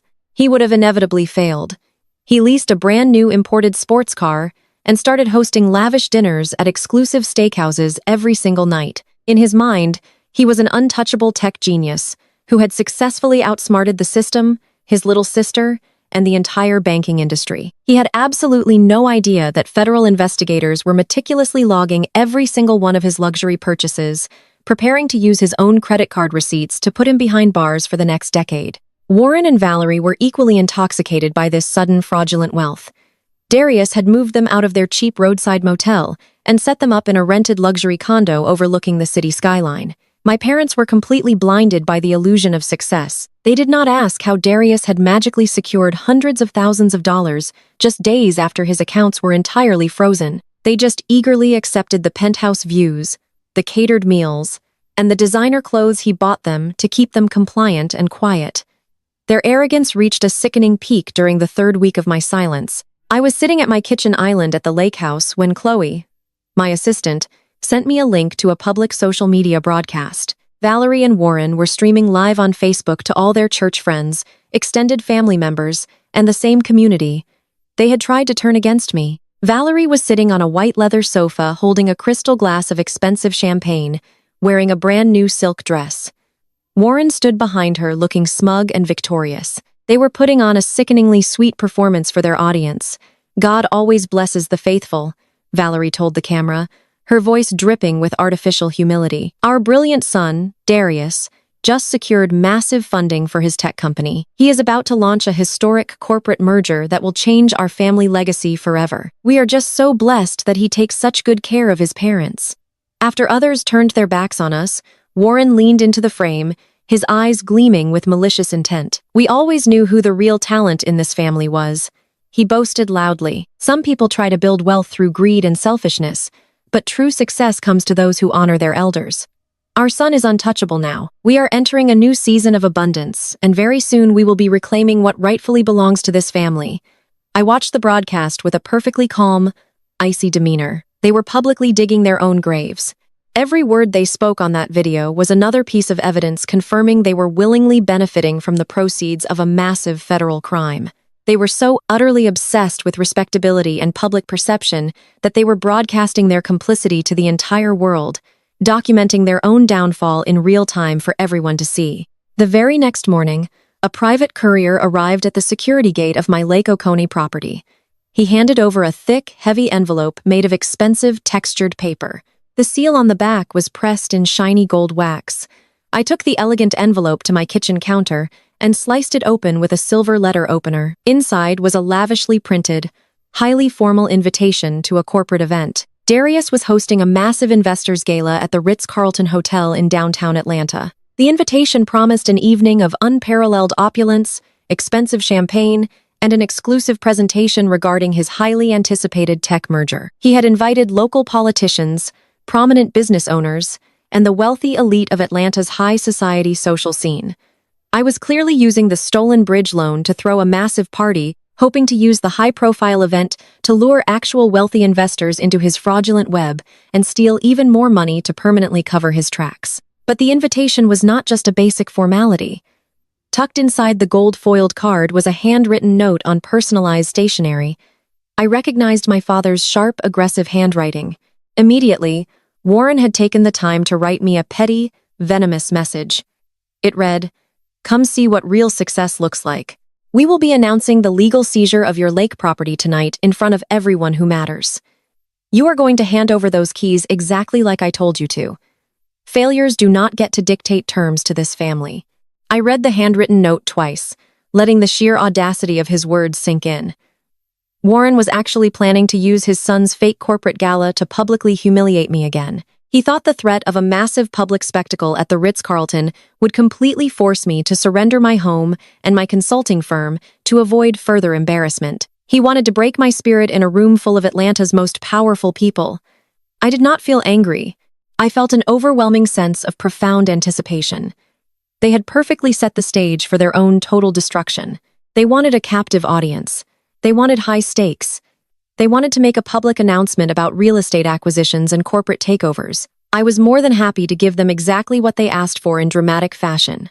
I walked into my expansive master closet and meticulously selected my sharpest, most intimidating designer gown. It was a perfectly tailored emerald green silk dress that projected absolute power and unwavering authority. I paired it with my most expensive heels and minimal elegant jewelry. I looked in the full-length mirror. The woman staring back at me was not a victim. Cowering in fear, she was an apex predator who had patiently waited for the perfect moment to strike her enemies. I walked back to my home office and picked up my slim, black leather briefcase. Inside, I carefully placed the certified forensic handwriting analysis, the offshore wire transfer receipts, the irrefutable identity theft documentation, and a few newly acquired legal documents that Warren and Valerie had absolutely no idea existed. The trap was fully loaded and ready to be completely unleashed. I picked up my phone and opened my text messages. I typed a quick, precise message to Auntie Viv, knowing she would be just as eager as I was to see this through to the absolute bitter end. "I have the formal invitation in hand. The dress code is strict and the guest list is packed. Make sure our trusted friends at the Federal Bureau are fully briefed on the exact timeline. I will see you at the luxury hotel tonight. The feds are in position. It is showtime. I grabbed my car keys and walked out the heavy front door, securely locking the deadbolt behind me. The cool evening breeze carried the faint scent of pine trees and fresh lake water, a stark contrast to the stifling toxicity my family tried to force into my life. I slid into the driver's seat of my pristine vehicle, the powerful engine roaring to life with a satisfying growl.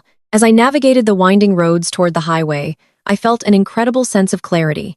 For decades, they demanded my submission, mistaking my quiet diligence for weakness. Tonight, I was going to teach them a final lesson. I pressed my foot down on the accelerator and sped directly toward the glowing city skyline.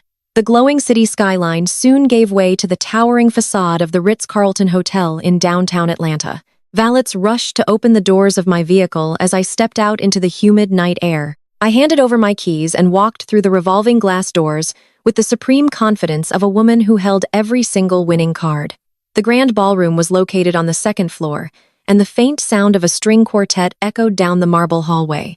I paused briefly in the opulent foyer to check my reflection in a gilded mirror. My emerald green silk gown draped flawlessly, projecting absolute power. I gripped my slim black leather briefcase, took a deep breath, and pushed open the heavy double doors. The scene inside the ballroom was dripping in unearned opulence. Massive crystal chandeliers cast a warm, golden glow over Atlanta's wealthy elite. Waiters in crisp white jackets circulated with silver trays of champagne flutes and expensive hors d'oeuvres.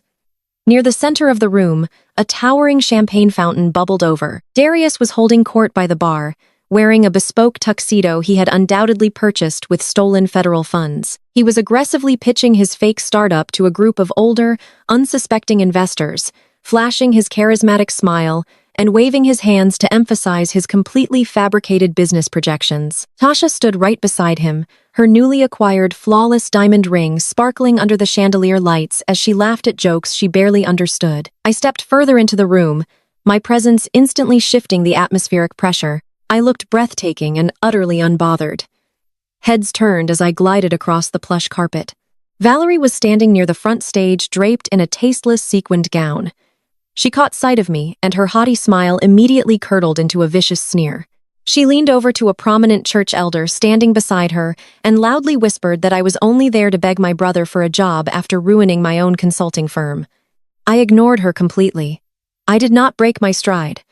I simply offered her a cold, empty smile and took a position near the center aisle directly in the line of sight of the main stage.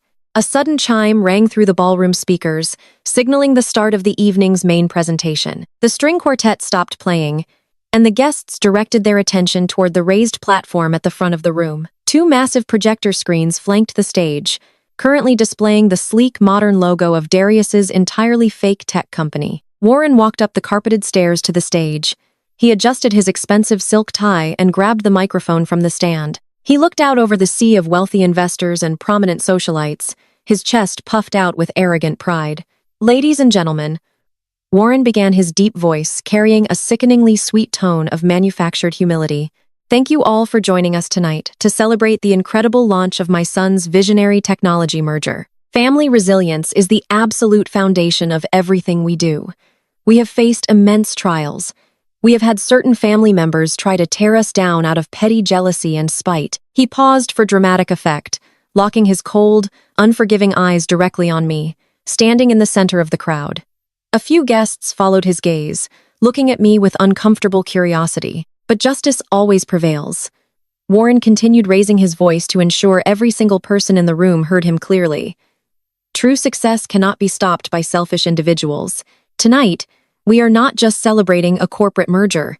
We are announcing a major real estate acquisition. Tomorrow morning, our family will be officially taking ownership of a premier Lake Oconee estate. It is a testament to what happens when you honor your family and stay true to your roots." The crowd offered polite, scattered applause. Warren smiled down at me, his eyes gleaming with malicious victory. He firmly believed he had completely cornered me. He thought the intense social pressure of this elite gathering would force me to surrender my property to avoid a public scene. He was wrong. The polite applause was suddenly interrupted by a harsh, loud burst of static feedback. Then, the massive projector screens behind Warren aggressively glitched. The sleek startup logo fractured into jagged pixels and completely vanished. The upbeat presentation music that had just begun to play abruptly cut out, plunging the grand ballroom into total deafening silence. The only sound left in the massive room was the sharp, rhythmic clicking of my heels against the polished hardwood floor. I walked straight down the center aisle, my eyes locked dead on my father. The crowd parted for me, instinctively sensing the dangerous electric shift in the atmosphere. Warren's smug smile evaporated. He took a nervous step backward as I reached the stage. I did not wait for an invitation. I walked right up the carpeted stairs, stepped up to the podium, and smoothly took the microphone right out of his stunned, trembling hand. My father absolutely loves talking about real estate acquisitions, I said into the microphone, my calm, authoritative voice echoing through the silent ballroom. He loves talking about family resilience and justice. So, I think it is only fair that we look at the actual legal paperwork tonight. Let us look at the real numbers, shall we? I opened my slim black leather briefcase and pulled out a small remote control. I pointed it directly at the audiovisual booth in the back of the room and pressed the primary button. The massive projector screens behind me flashed brilliantly back to life, but they were no longer displaying a tech company logo. They were displaying high-defin, crystal-clearer images of legal documents. On the left screen, rendered in massive bold text, was an official foreclosure notice. On the right screen was a finalized auction deed. A collective gasp rippled through the wealthy crowd as they leaned in to read the names printed on the legal documents. Warren turned around to look at the screens. His jaw dropped. The color completely drained from his face, leaving him looking like a terrified ghost. Valerie let out a high-pitched shriek from the front row, dropping her champagne flute. The glass shattered sharply against the floor. You see, my parents thought they were cleverly suing me to take my home, I announced to the captivated audience, projecting my voice with absolute, unwavering certainty. They stood in church and told everyone I made them homeless. But the truth is, they made themselves homeless. They secretly mortgaged their ancestral family home to the absolute maximum limit to fund my brother's fraudulent lifestyle. They defaulted on that massive loan. And that foreclosure notice on the screen is not for my lake house. It is for their luxury condo. I pressed the remote again. The screens transitioned to a new set of highly sensitive legal documents. These were official court-ordered repossession warrants. And my brother, the brilliant tech visionary, hosting this lovely gala. I continued gesturing gracefully toward Darius, who was frozen in absolute terror by the bar. He did not use his investment capital to build software. He used it to buy a luxury yacht in Miami for his two-year-old mistress. And those repossessions warrants on the screen right now are for that exact yacht along with his leased sports cars and his frozen bank accounts. Tasha let out a guttural, horrifying scream. She turned and stared at Darius, her eyes wide with pure, unadulterated madness. The crowd began to murmur loudly, the wealthy investors quickly realizing they were attending a party hosted by a desperate con artist. I turned my body to fully face Warren and Valerie. They looked completely broken, entirely stripped of the arrogant facade they had worn for decades. "You thought you could sue me into submission?" I said, my voice dropping to a chilling, localized tone that still carried through the microphone. "You thought you could bleed me dry.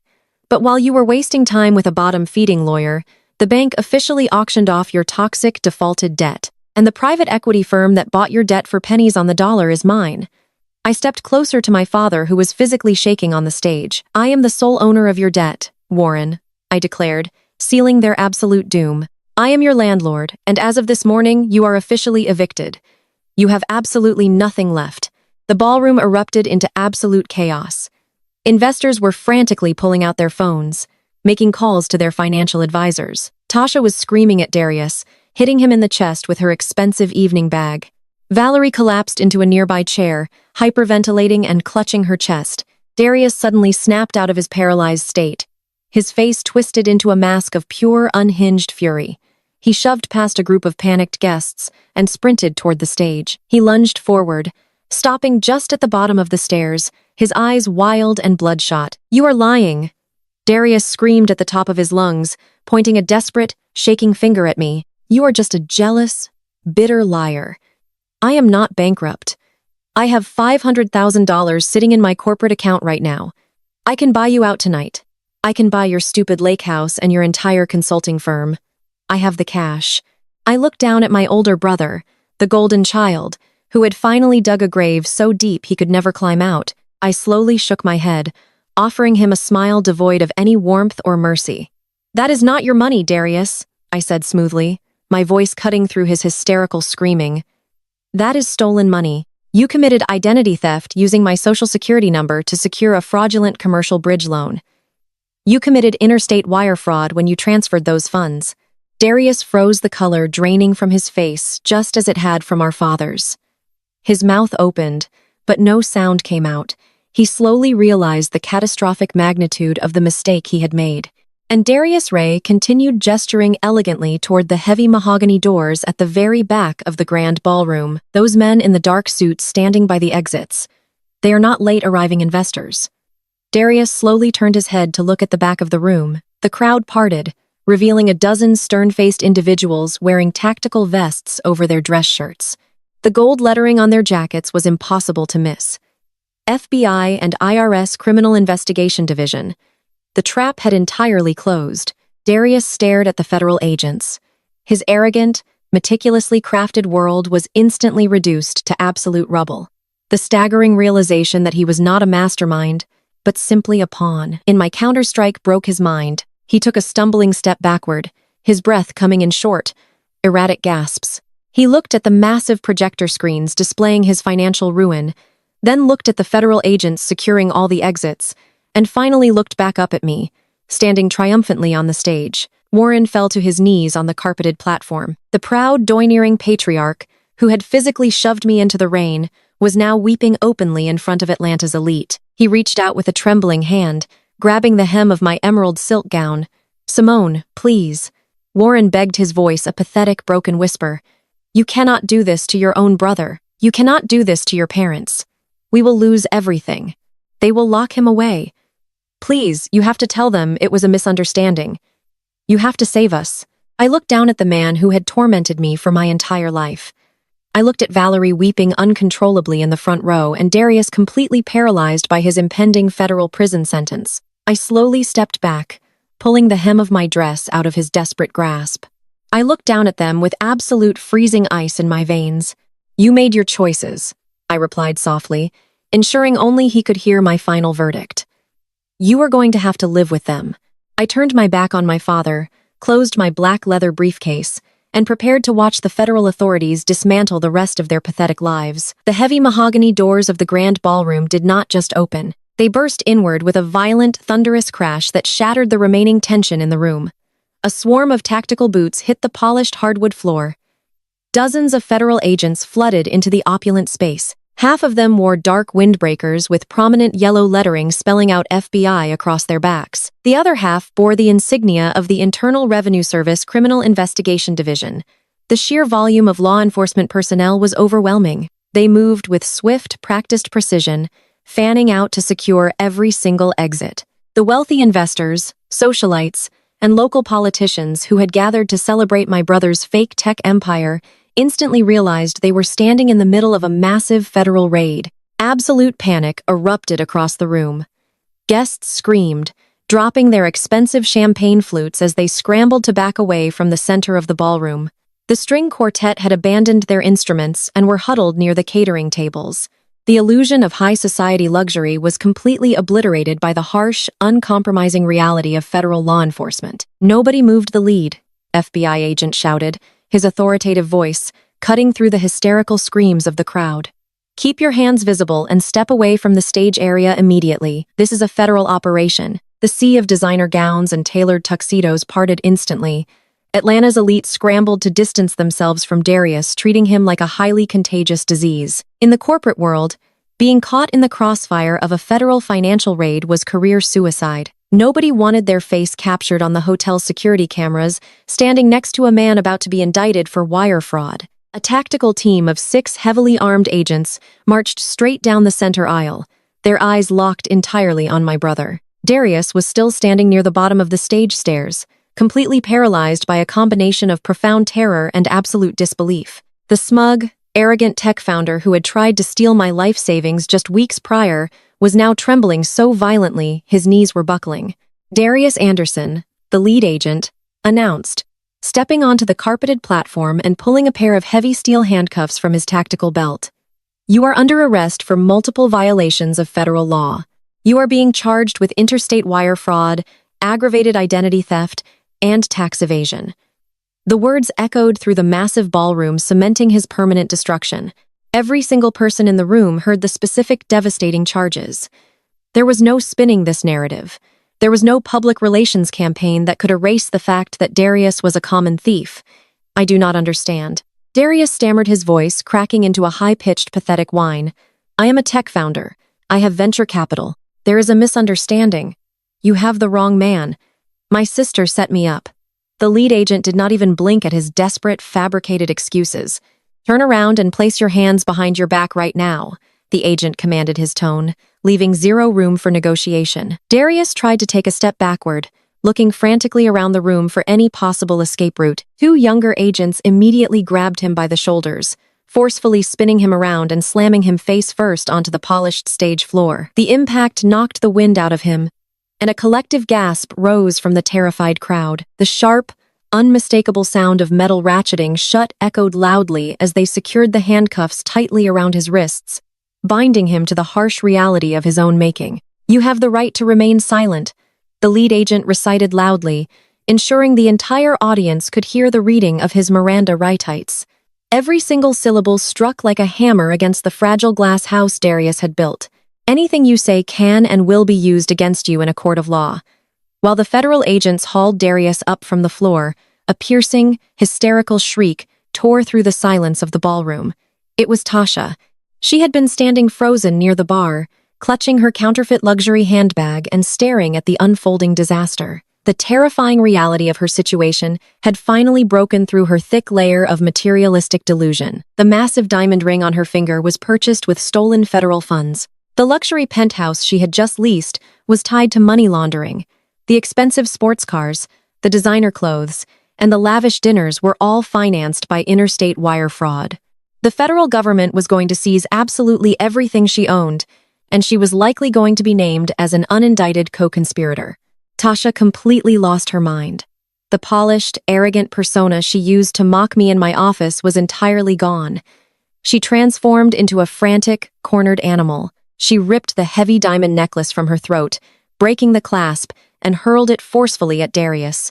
She aggressively yanked the massive engagement ring off her finger and threw it onto the stage, the stone bouncing off the hardwood floor with a sharp clatter that seemed to emphasize the finality of their broken union. You ruined my life, Tasha screamed at the top of her lungs, her face twisted in an ugly, unhinged display of pure fury. You told me you were a billionaire.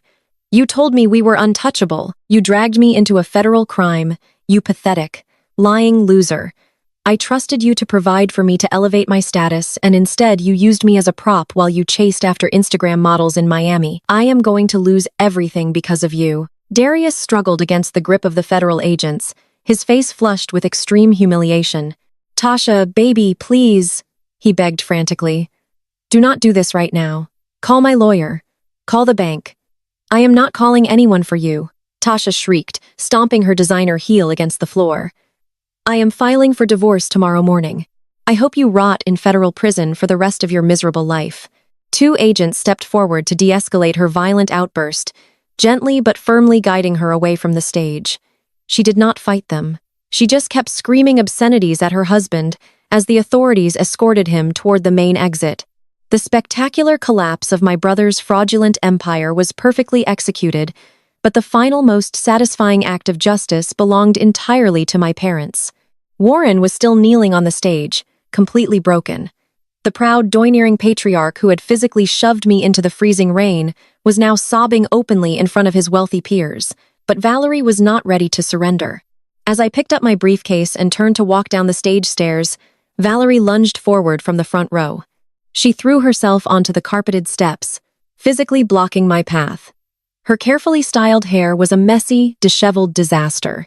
Her sequined gown was wrinkled, and her face was stray with dark mascara tears. She reached out with both hands and aggressively grabbed the hem of my emerald green silk dress, holding onto the fabric with a desperate, suffocating grip that mirrored the way she had tried to hold on to my finances. Simone, please, Valerie wailed, her voice cracking with absolute raw desperation. You cannot do this to us. You cannot just walk away. The bank is going to take our condo tomorrow. The feds are taking our son. We have absolutely zero money left. We will be living on the street. You are our daughter. You have to save us. We are family, Simone.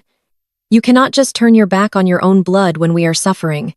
You have to drop the charges and give us a place to stay. I looked down at the woman who had spent my entire life telling me I was selfish.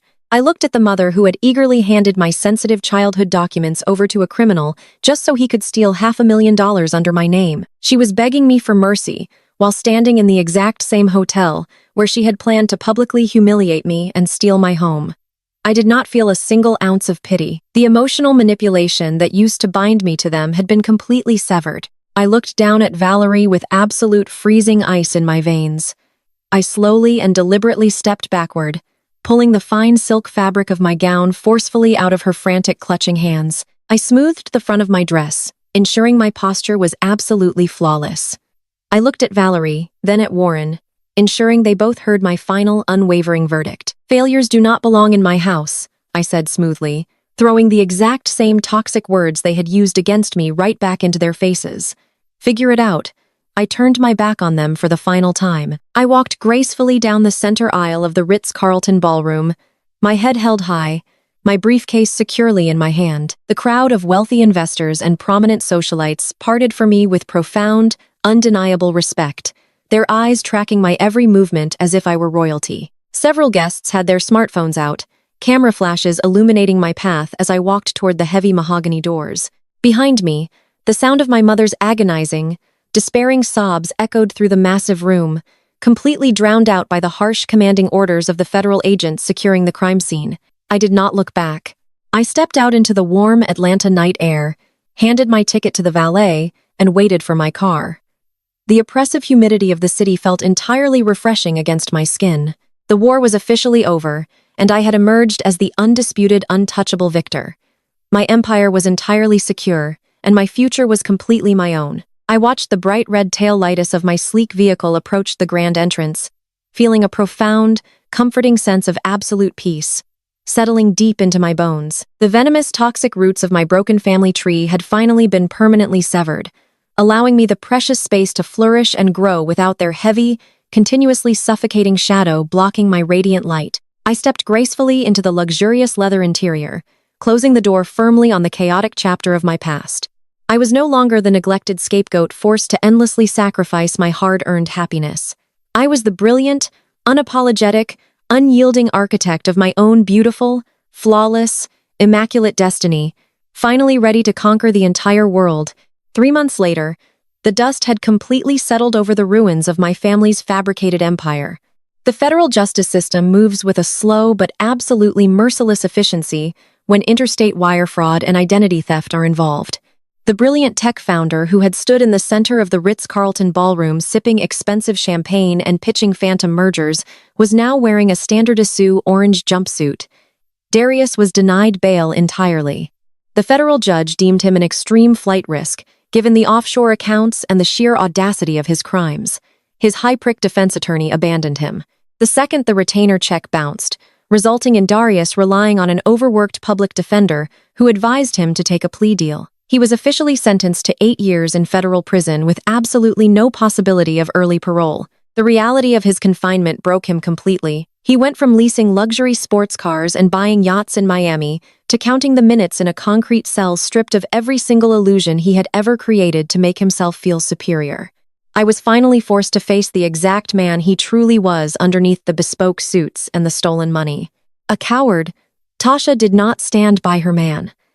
The moment the federal agents hauled Darius off the stage, she recognized that the designer gravy train had permanently derailed.